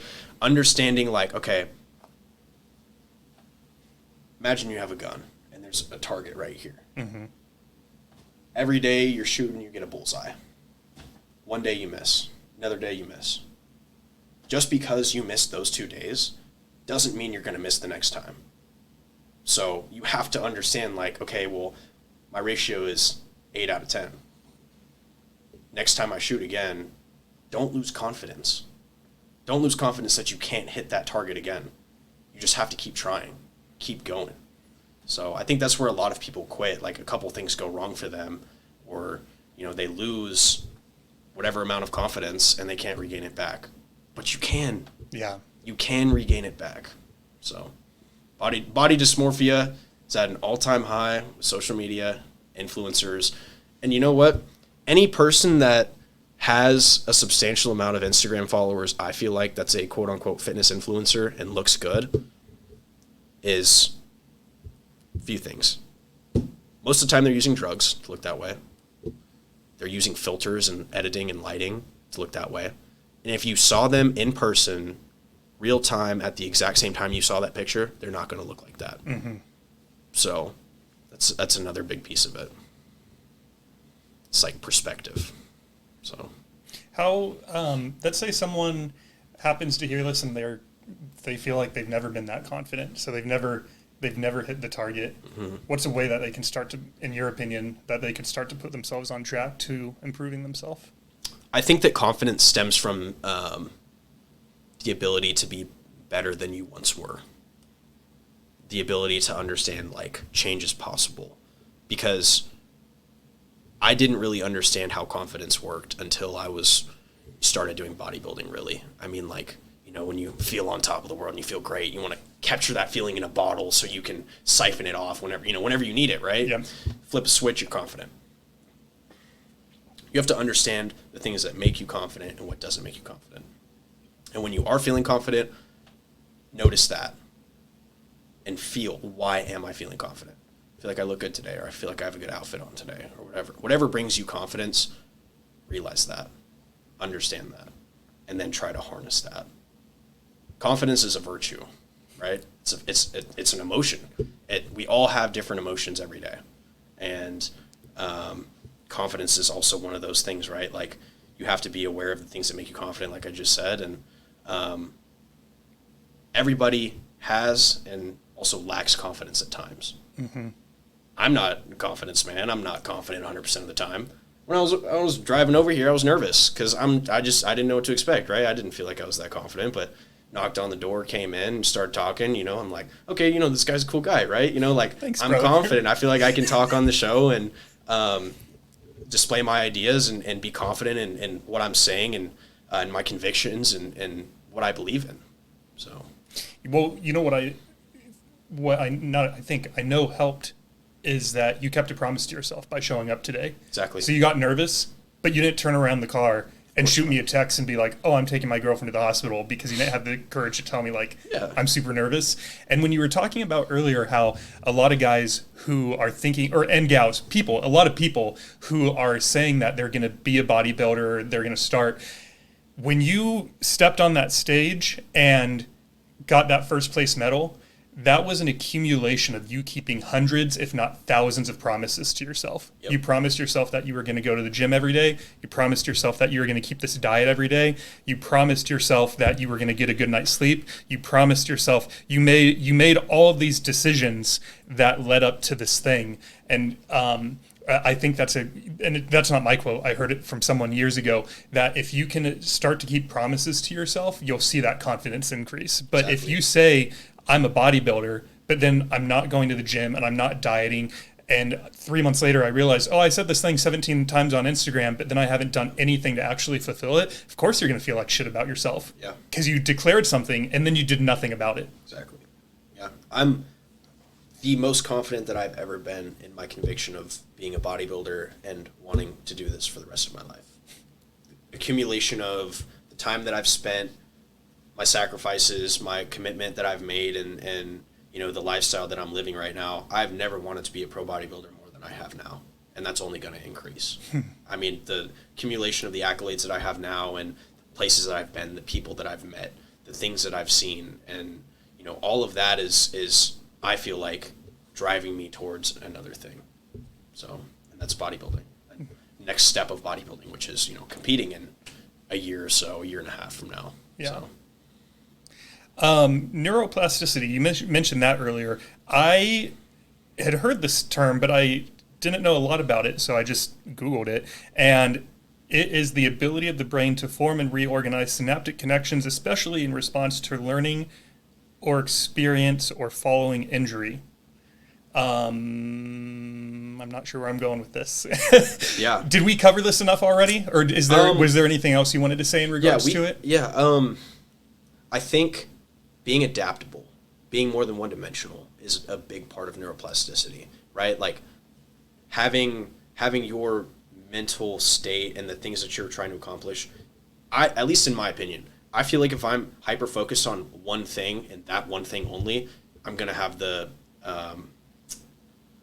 what's it called? It's like over-analysis or whatever. Analysis paralysis. Exactly, yes. Analysis paralysis. Said it perfectly. If I'm only focused on this one avenue, this one thing that I'm trying to accomplish, I'll have analysis by paralysis. Or paralysis by analysis. Sorry, I said it backwards. Paralysis by over-analysis. So that's why, like, I'm trying to do all of these other things and be excellent in all these other avenues so that it can help me not overemphasize on one thing, right? If I was only doing bodybuilding and that was it, I didn't have a great group of friends. I didn't have a social life. I wasn't in school. I wasn't, you know, trying to accomplish all these other things, and I was just a bodybuilder. I feel like I would be significantly worse off in a mental health state. And I wouldn't understand myself as much to an extent as well. Personal question for you. Do you drink that much?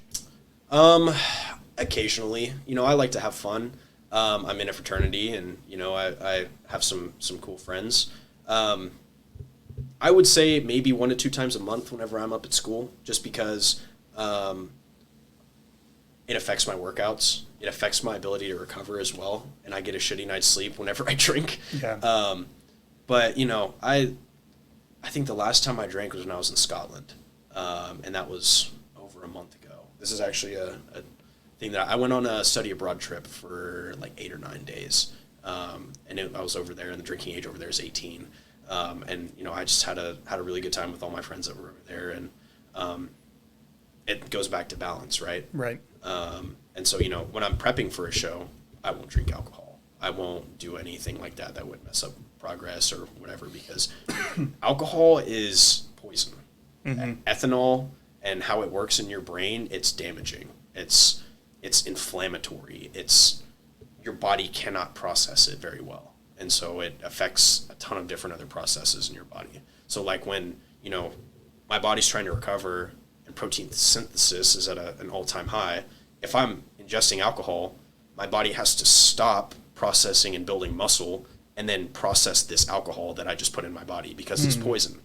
The reason you feel drunk is because it inhibits you. It's a what's the word? It's a depressant. It changes the chemistry in your brain temporarily, but it affects me in my bodybuilding. So I only asked because I was, you know, one of the classic kids who, when I went to college, I didn't really drink at all before I was 21. In fact, I never drank before I was 21, and even college I didn't go to until I was like 23 at the time because I didn't want to.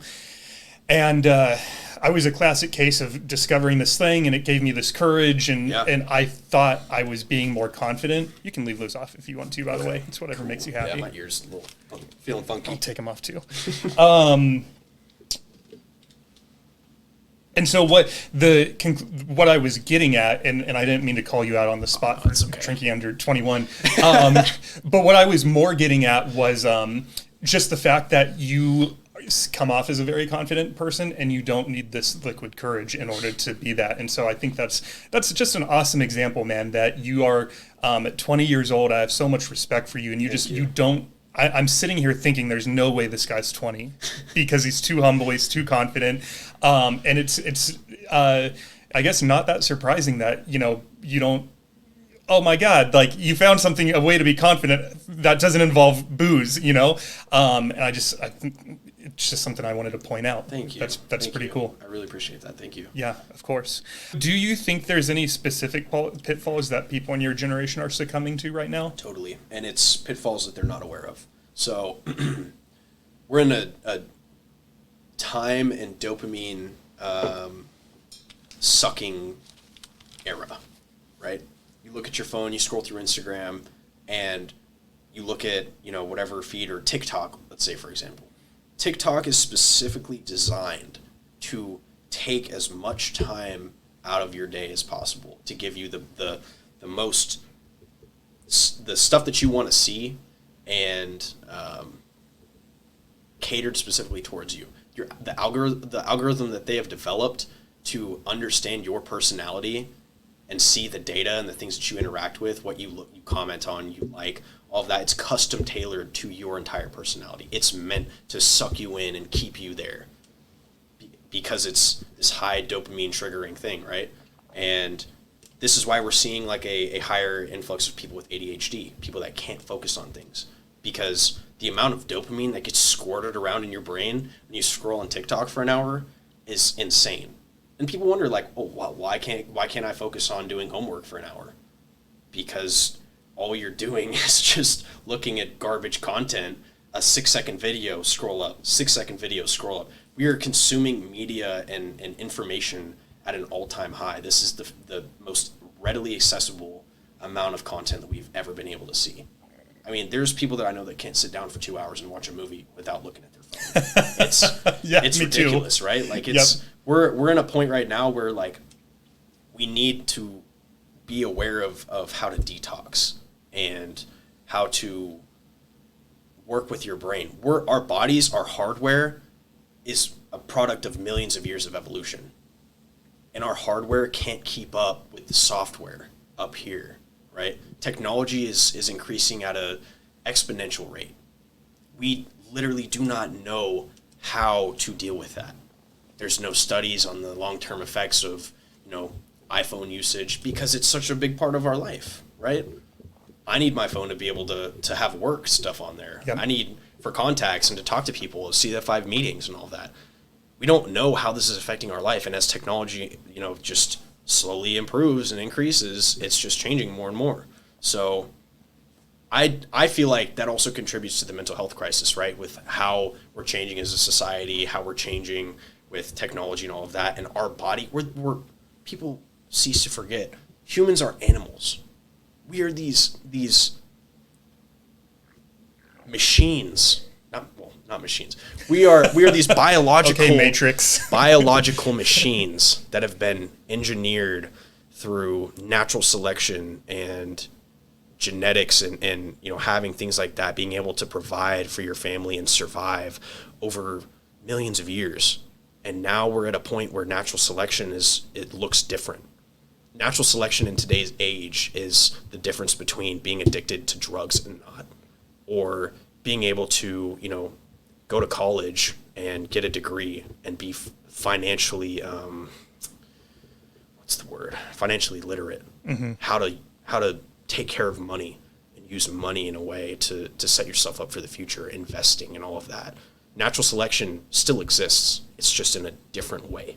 How are you going to provide for your family and be the best that you could be?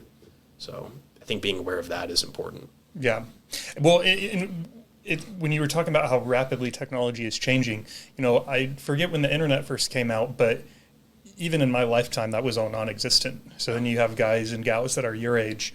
And when I mentioned that, I was happy I found that podcast. It's because, to your point, like, there's probably not a lot of podcasts on the answer that I'm looking for to the guy staring at himself on his phone for 5 minutes, because we don't have any data. Or I'm sure there is. I'm sure there, like, either on Huberman or something. I will find it. I will track it down and see what's out there now, because it's I have a mix of emotions. I think it's fascinating. I think it's scary. It has me worried, because some of these young men, I really like them, and I want them to have successful lives. I want them to be confident. I want them to make good decisions.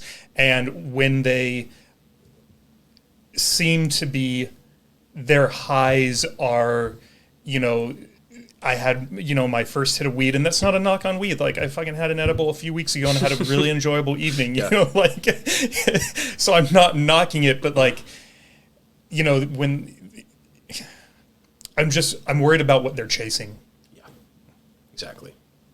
That's another conversation, like with AI, right? Like that's another thing. Once we have something like that developed and it's sentient and it's, there could be AI that we don't know about that's pulling strings behind the scenes, but we can't even see. Don't say that.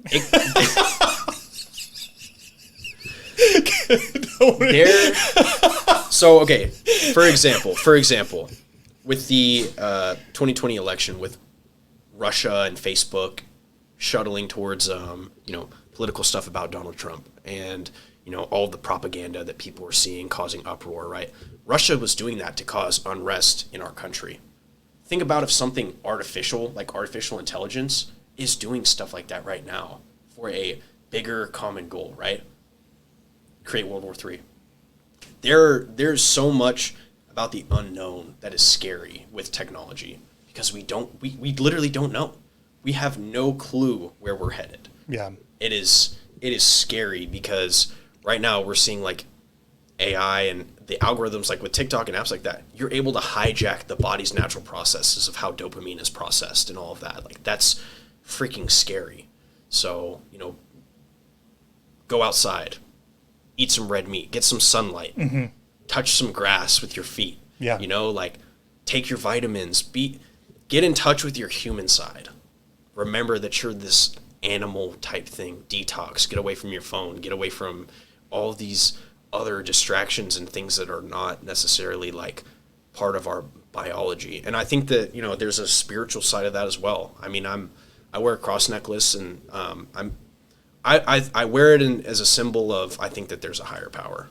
Doesn't necessarily mean that it's Jesus or Christianity or whatever. I think that there is a higher power to an extent. I think that there's more than, just that we're a mixture of atoms and carbon and all of that. I think the soul exists. I think that we're so much more than people think. And you have to be able to understand and get in touch with like more than just the physical, if that makes sense. Yeah. Do you read much or Audible? I guess that's tough because you're so busy with school. Yeah. Do you think you would read? I think I would if I had more free time. I don't necessarily read a lot. Yeah. I do like podcasts though. I like Mark Bell has a good one. Power Project, MB Power Project. He has a good one there. I'll be listening to your podcast. Sweet. And hearing about some of the other guests that you have on. Listen to Joe Rogan occasionally. I like his variety of guests that he has. And people like to make a mockery of him in the headlines and, whatever. And that's okay. If you don't want to do your own research and listen to the episodes people are referencing and just read headlines, that's okay. That's completely fine. Form your opinion on that. But I think that there is really good knowledge and very, very interesting things that people talk about on that show. And there's also a lot of bullshit. Right. That is like some talked about on there. Sometimes I turn, when he has, if I want to, I work from home. There's no one here but me and the dog. And sometimes I'll put on when he has a comedian on, I'll put that on because I just want positive energy coming outside of my TV. And they're shooting this shit for 4 hours and I love it. So you got to keep in mind who the guest is when you're listening to him. But One book that I read recently is called The Gift of Fear, and it was written by a guy who, have you heard of it by chance? What's his name? Gavin D. Becker. He owns essentially a personal protection company that's used by celebrities and politicians and whatnot. And he said an analogy that made me shudder. I listened to the version of this book. He said, when a king and a queen look over the walls of their castle and they see discourse in their people, they smile. When a king and a queen look over the walls of their castle and they see unity, they prepare the army. And I was just like,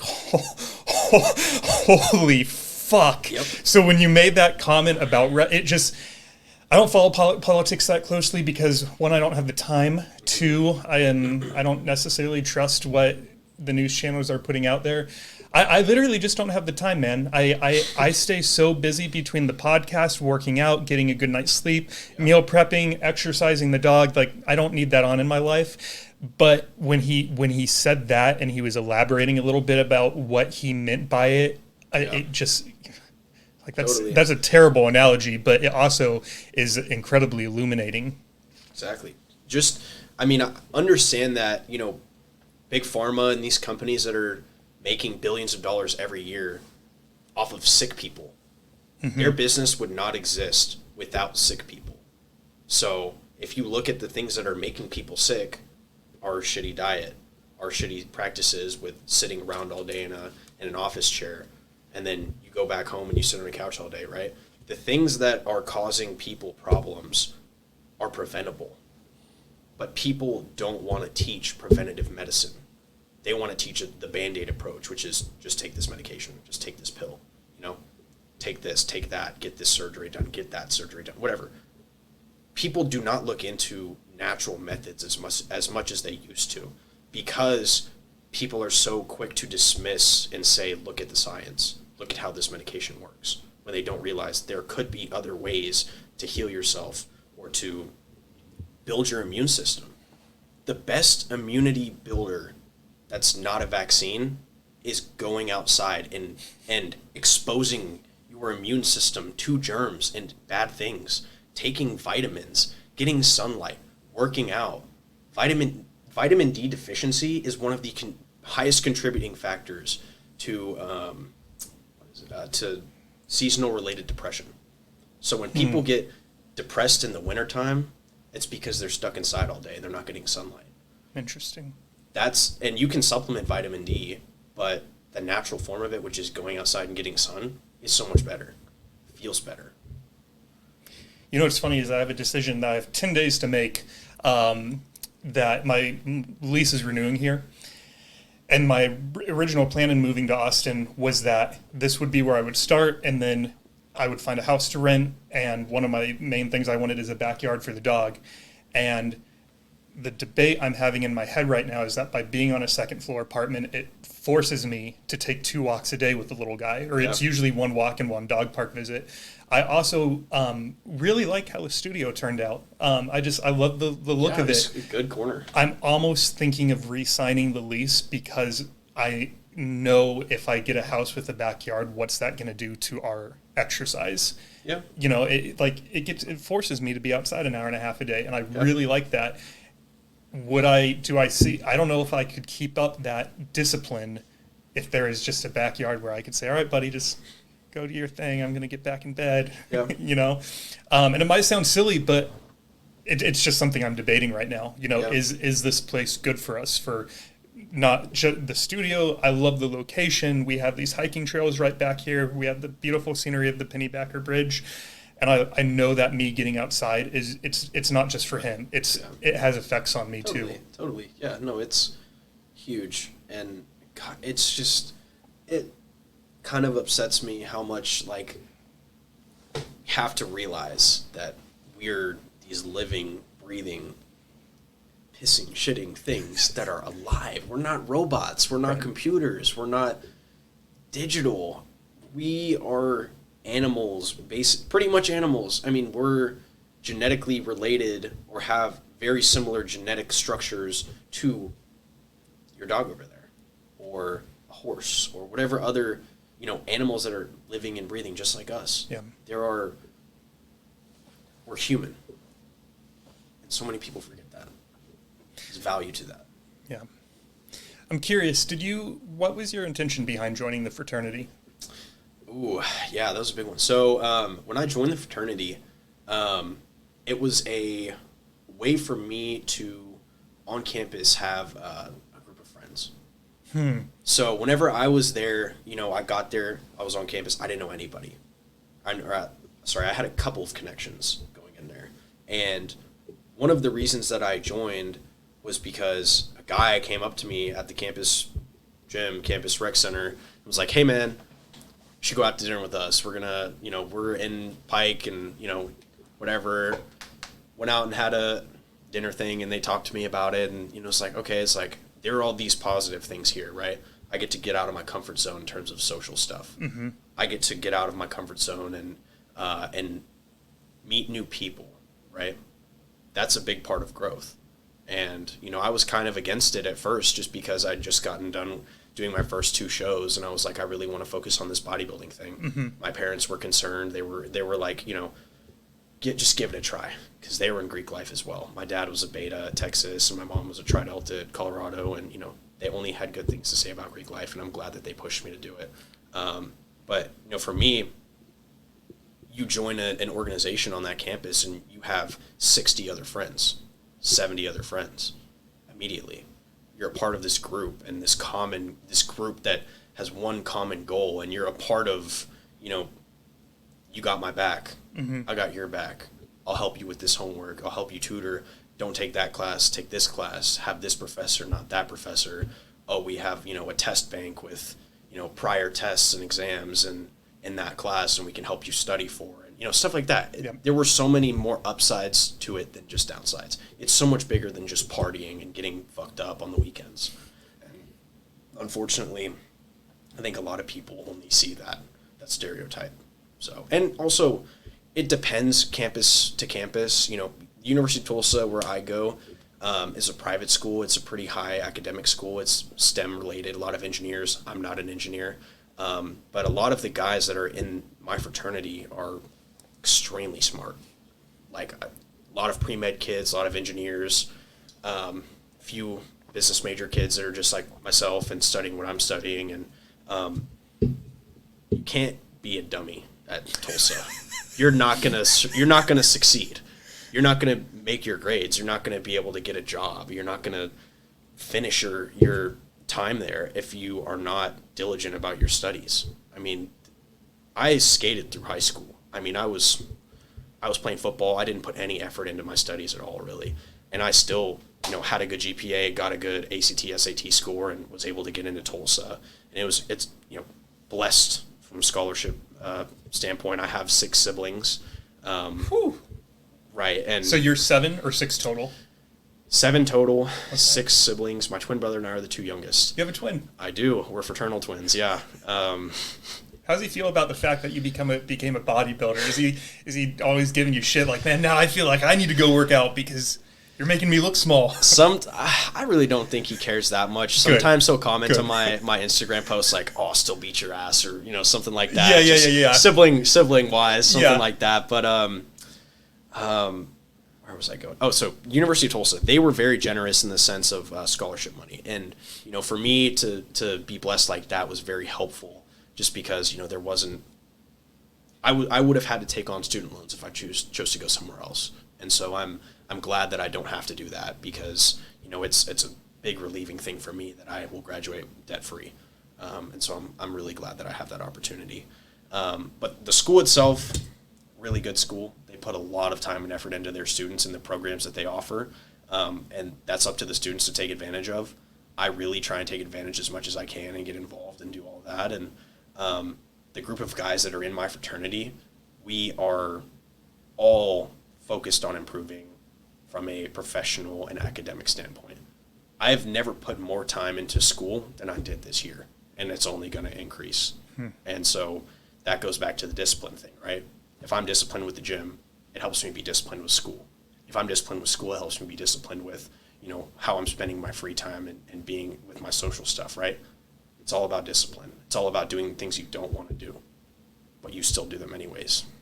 So You're in a leadership position now, and you're going to be in even a more elevated leadership position within the next year. So is there any change that you hope to make within your campus between now and when you graduate? So one of the changes that I feel like I've implemented already being there is everybody goes to the gym pretty much now. Yeah, baby. Yeah. So I love that.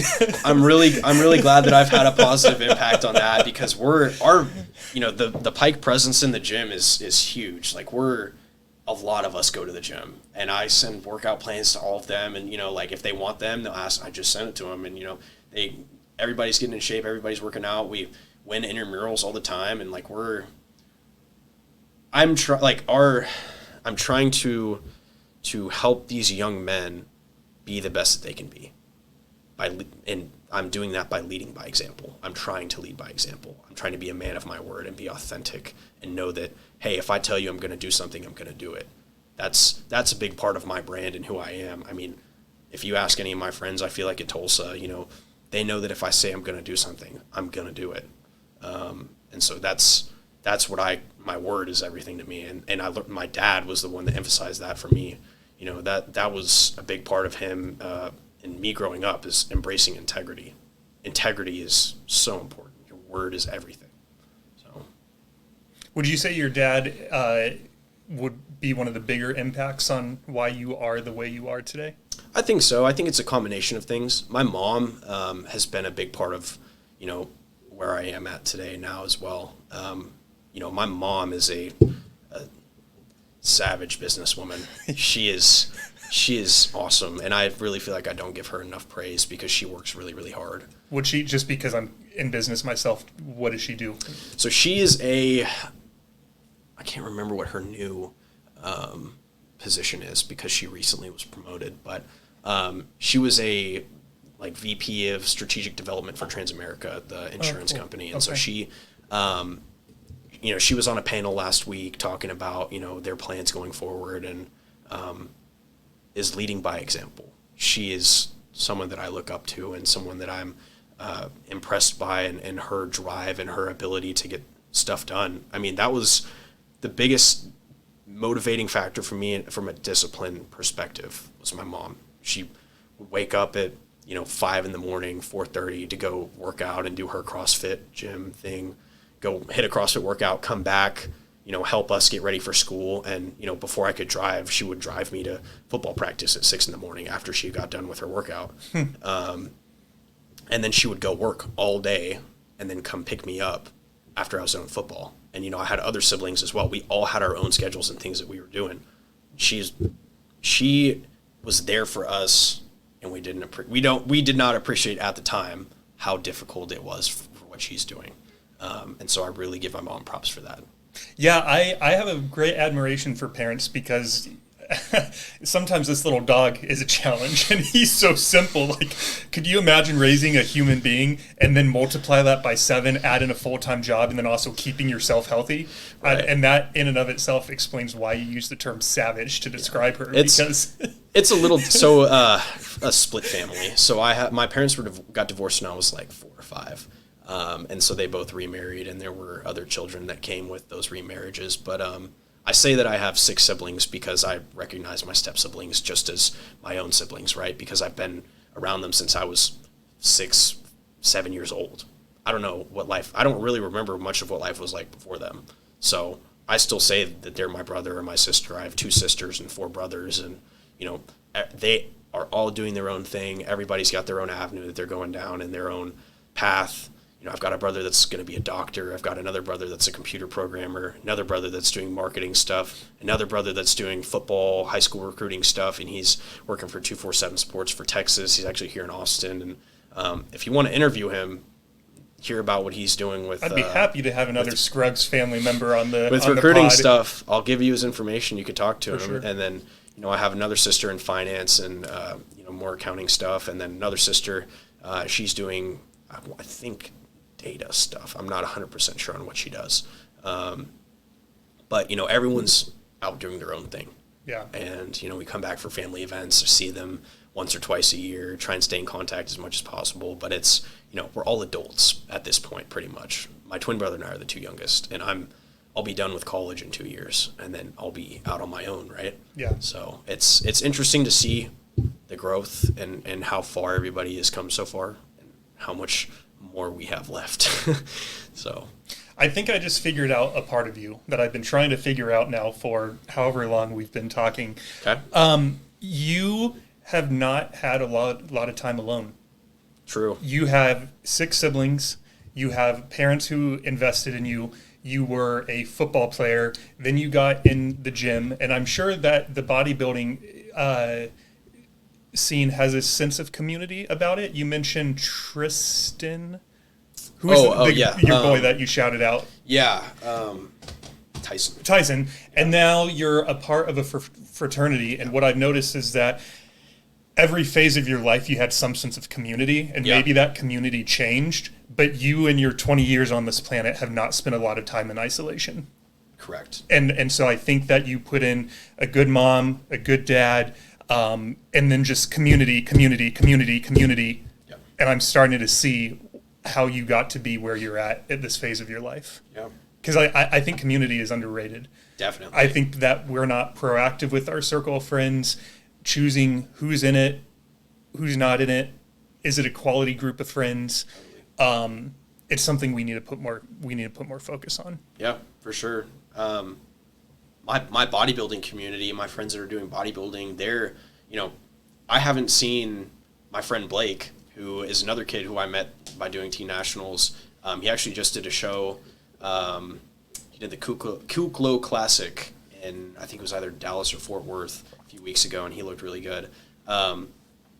It's hard because I'm still in contact with these guys through, whether that's like Instagram or social, like whatever it is, we're still talking and we're updating each other with progress and stuff. And, how my version of hanging out with them is getting a workout in, and that's such a foreign concept to so many other people. And like, I remember whenever I first started doing bodybuilding and all that, and my dad's like, you're going to, you want to go on a trip to go work out somewhere. Yes. You want to go to Santa Monica so that you can go work out at Gold's Gym Venice. Yes, Dad. Yes, exactly. I do. I'm like this, it's hard to grasp, right? But that's where it plays into the lifestyle part of it, right? Like it's a lifestyle, and it's like I said, I've said this a few times since we've been doing this, but I love bodybuilding.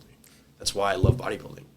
So, and like my coaches as well, who I've known them since I was 18 now, and I haven't seen them in about a year, and I'm about to go to get a workout in and see two of my coaches who I haven't seen in a year, and I'm excited to show them the progress that I've made and where I'm at now, and hopefully they're not just like, oh, you need to eat more, they'll be like, you look good, man. So that's good. I don't have it right now. Oh, there it is, little one. I have two more questions for you. Yeah, totally. One of the questions is going to be, I don't know if you saw it on the form or if I gave you a preliminary heads up, and if I did not, I apologize. Think about for a few minutes, what's the question you'd like me to ask my next guest? Obviously, you have no idea who they are or anything about them, but just something that you'd be curious to hear about. Yeah. And while you're thinking about that, I have a 3-part question for you from my last guest. And it is, if you could go back in history and fight anybody, who would it be? Have dinner with anybody, who would it be? And change one event, what would it be? Interesting. So fight, dinner, and change one event. While you're thinking of those answers, he said he would want to go back and fight Abraham Lincoln just because he wants to see what he's made of. Interesting. I don't know why I should have followed up and been like, why specifically Abe versus the rest of the presidents? Yeah. But maybe it was his height. I think he was supposed to be pretty tall, right? Or maybe he had a reputation for being like the most physically prowlest president. I don't know. But that was his answer when he answered his own question. What are your thoughts? Who would you fight? I'm trying to think of like who just like boils my blood, like who just like makes me upset, and I can't really think because it's just like I'm not, dwelling, sitting on. You're not thinking of dead people that you want to fight. Yeah, that's fair. All right, I'll do. So it was. Ooh, how about fight, this? Instead of fight, I'm going to amend his a little bit. Okay. If you could go back in history and lift with anybody. Lift with anyone. What's interesting about that, too, though, is like even I feel like bodybuilding's sort of newer and a lot of them are still alive. Like I didn't realize Ronnie Coleman was only 59. Yeah. Right? Yeah. Am I right on that? I think he's around that age, yeah. For some reason, I just feel like he's such a legend. Like he should be dead. Yeah. But he's not. He's alive and well right now. So I think if I could lift with anyone, I think it would be either Kevin Levrone or probably Tom Platz. Why? So I'll go into why for both. Kevin Levrone, if you look at his bodybuilding career, he was a prominent name in the 90s and early 2000s. Never was Mr. Olympia, but was always up on that stage fighting against Jay Cutler, Ronnie Coleman, Dorian Yates, all of those dudes. He paid his dues for years and consistently lost over and over and over and over again, but stayed persistent and always had that hope in his mind, like, I could win it this year. Yeah. I could win it this year. I could win it this year. Eventually he got away from bodybuilding and chose not to compete again anymore, but I would want to get a lift in with him and kind of pick his brain and, just think about the thought process, right? Because it's like, it's that dog mentality. You're not going to back down ever. Just because you failed doesn't mean that you're going to fail again. You have to keep that mind state that you're going to succeed. You have to be so delusional that in your own belief, so delusional in your own belief that you're going to be successful. That's another piece of bodybuilding, right? I love that. I would not be where I'm at today if I was not delusional in my own self-belief. Belief that I could win teen nationals, belief that I could win Republic of Texas, belief that I could win a Ronnie Coleman show, right? And I've failed and I've had my moments of not having success and had to deal with those, and that's okay. You learn, you pick yourself back up and you keep swinging. But I would want to know kind of how Kevin felt, after losing to Ronnie Coleman and Jay Cutler and all those guys for handful of years, and just be like, man, I respect you. I really respect you for not giving up after the first or second or third time, right? You kept fighting, and you kept fighting because you had that hope. Yeah. And then Tom Platz is he's the quad father. The quad father. I've never heard that. You got amazing quads, by the way, man. Thank you. When I was looking at your Instagram post yesterday, I was like, dude, that's who I want to get a lift in. One day, if you and me got a leg lift in, hell yeah, it'd make my afternoon. Hell yeah. Well, you may not like me much after, but that's fine. Tom Platz, man. So if you, after this interview is over, or like next time you hit a leg workout, look up Tom Platz and watch how he trained and how far he pushed himself. Like he was a huge advocate of getting outside of your comfort zone. Just like how like I am, and I have to do that every day, do the things you don't want to do. Tom Platz, his legs were insane. I'll show you a picture of him. And his... the quad father. I would want to hit a leg workout with him. In his prime, he said that he would only squat 2 times a month because his body would be that messed up for the entire rest of his 2 more weeks. It would take him to recover. Oh my God. From his leg day, from his squatting. What? One time he squatted 315 for 10 minutes straight. Yeah. What does that even mean? Exactly. He just did as many reps as he could in 10 minutes. Holy cow. So he is like a golden era bodybuilder. That's him? Yes. So that's him? That's a picture of him, yeah. So his upper body never was able to match his legs, but if you see a jacked dude walking around and he's got twig legs, you're going to be like, "Oh dude, you don't hit legs, you skip leg day," right? Right. Like sorry. No, that's you meme people for that, right? Skipping leg day. Right. If you have a good set of legs, you got big quads and glutes and hamstrings and calves, like that's respect in the gym world. Like, you squat, you do the shit that's hard.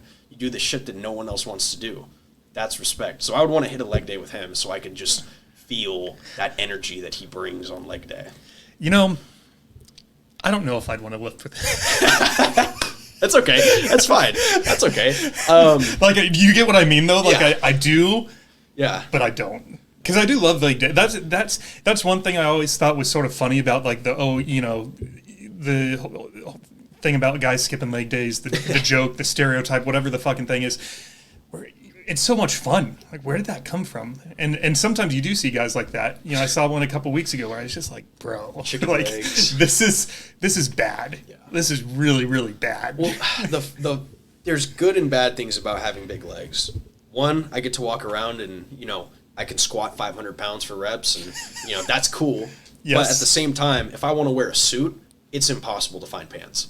I literally cannot find, unless I go to like Nordstrom Rack, and like my dad had to special order pants for me, and like I can't Just because so few guys have legs with the circumference of yours. I cannot go and walk into Old Navy or Hollister or whatever place to go get jeans and try on a pair and walk out with a pair of jeans in my hands, because I can't find jeans that will fit over my quads and my ass and will fit my waist. I've got, like, when I'm completely dieted down, like a 30-inch waist, and, you know, I don't know the measurements of my quads, but I literally cannot fit pants over my, you know, my leg muscles and then have it fit correctly, without it looking like I'm wearing Pablo Escobar pants. Lots of sweats for this man. Yeah. Is the takeaway from that. Sweatpants. He must have loved sweatpants. Anything baggy. Yes, sweatpants are awesome. So when I do my cardio during prep, I'm in sweatpants and a hoodie, and I put the hood up, and I just sweat through all of that. But like, I'll do, you know, an hour on the Stairmaster at like 82 steps per minute and just chip away every day, chipping away body fat until you're like, you know, completely chiseled and 5% body fat, and it hurts, but you look crazy, and you're just like, I'll show you a video from, I'm sure you saw it, but this was after my last show. That was, you know, I remember that one. Yeah. Seeing that, and that's like, insane, man. So lean you can see your organs and all that, and like this, it's just nuts. I mean, like, I look grainy when the muscle looks grainy, and that's another thing. You can tell the bodybuilders that train hard and lift heavy weights. If you don't have that thick, grainy muscle look, go look up Branch Warren. Branch Warren was one of those bodybuilders that had the thick, grainy muscle tissue that everyone else is chasing after. And he has that thick, grainy muscle tissue because of how he trained. So, this dude, crazy. I know. I know his name. I've Yeah. never seen him before. Yeah. Holy fuck. Yeah.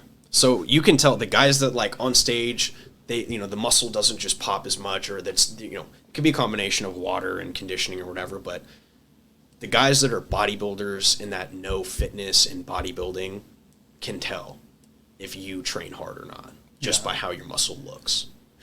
So. What about the, if you could change one event in history? Ooh, if I could change one event in history. I don't know, because I think about time travel and all these other things, right? Like going back and seeing historical events. I don't necessarily know if I would want to change anything, because that's the butterfly effect, right? Like, what else are you going to change in the past? If you change one thing, that leads to another thing that's changing, and then all that, it's a ripple effect. What about in your personal life? Personal life. I was going to say, I think that if I would change one thing in the past, it would be the last Olympia that Arnold won. So he had retired and was going on to do his acting career. And all the other bodybuilders there were like, oh my God, the guy. We have a chance. Exactly. Like, oh my God. We're so excited. Arnold's not competing anymore. And so, like, you know, I think it's like a couple years pass, and then, you know, out of nowhere, Arnold shows up to the Olympia and then gets on stage. And then everyone's like, oh my God, Arnold still was training and still looks crazy. And all these bodybuilders were pissed because they're like, Arnold's going to win. I have no chance, right? So I think that, you know, maybe letting Arnold, or having Arnold not compete again for his last Olympia, just so that, you know, there could be other names in the sport that are recognized. And yeah. Frank Zane was a bodybuilder that was very well known for like his posing and how he did that. And Arnold just knocked him out from, winning Olympias and stuff like that. So that was a big part of it. I think that'd be a historical thing for bodybuilding that might maybe change. Are you going to win the Olympia? I don't know. I got to make it to the Olympia first. And if I got to win a pro show to make it to the Olympia. And you know what? I got to be a pro to make it to a pro show. So I have to win a pro card. So I'm trying to think, next steps versus just like, obviously I would love to win the Olympia. That's like end goal. Sure. But I have to accomplish all these other things first. So I'm trying to, focus on the task at hand right now because obviously I'm not where I need to be to win an Olympia. Right. So you think you could? I think that with where I'm at in my position from when I started, the guidance that I have and the knowledge that I've accumulated so far, that I'm only going to understand more about anatomy and how the body works, and as well as being disciplined in training and all that, the only way that I don't at least have a shot is if I quit. So I think that as long as I don't quit, I think I maybe potentially could. I'm not going to say that I can because I don't know if I could, but I think that I have a decent shot. I think you do too. Thank you. And one thing, I think social media, if you use it right, it can be a great asset. Yes. And one reason I'm very grateful for it is keeping track of yourself and everyone on this wall and seeing where you guys go. Yeah. Because I just can't wait to see over the next 1 year, 3 years, 5 years, to be able to sit back and be your cheerleader and just see what happens. Yeah. Hey, I'll come back on here too. Please do. I would love to. Yeah. That'd be great. What do you want me to ask my next guest? I love it. Yeah. I love it. All right, everyone. If you've made it with us this far, I'm assuming you liked the conversation because it was 2 hours. Why would you be here if you hated it, right? So as we were talking about earlier, I firmly and delusionally believe that this episode will reach people who like working out and they're just going to have a kick-ass time listening to us. But I also believe it's going to reach a struggling young person who just needs to see your story, your journey, so that they can have that shift in perspective to start getting their life in a better direction. The only way that's going to happen, though, is if you guys just do 3 little actions that are going to cost you 0 cents and 2 minutes max of your time. That's to go on YouTube, subscribe to the channel, go on Spotify, give us 5 stars there, go on Apple Podcasts, give us 5 stars there as well, and please help us reach the ears that we need to hear. Mr. Scruggs, is there anything else that we should touch on today? I think that I want to say, so I might have been a little, I feel negative towards fitness in my generation in terms of the influencers and all that.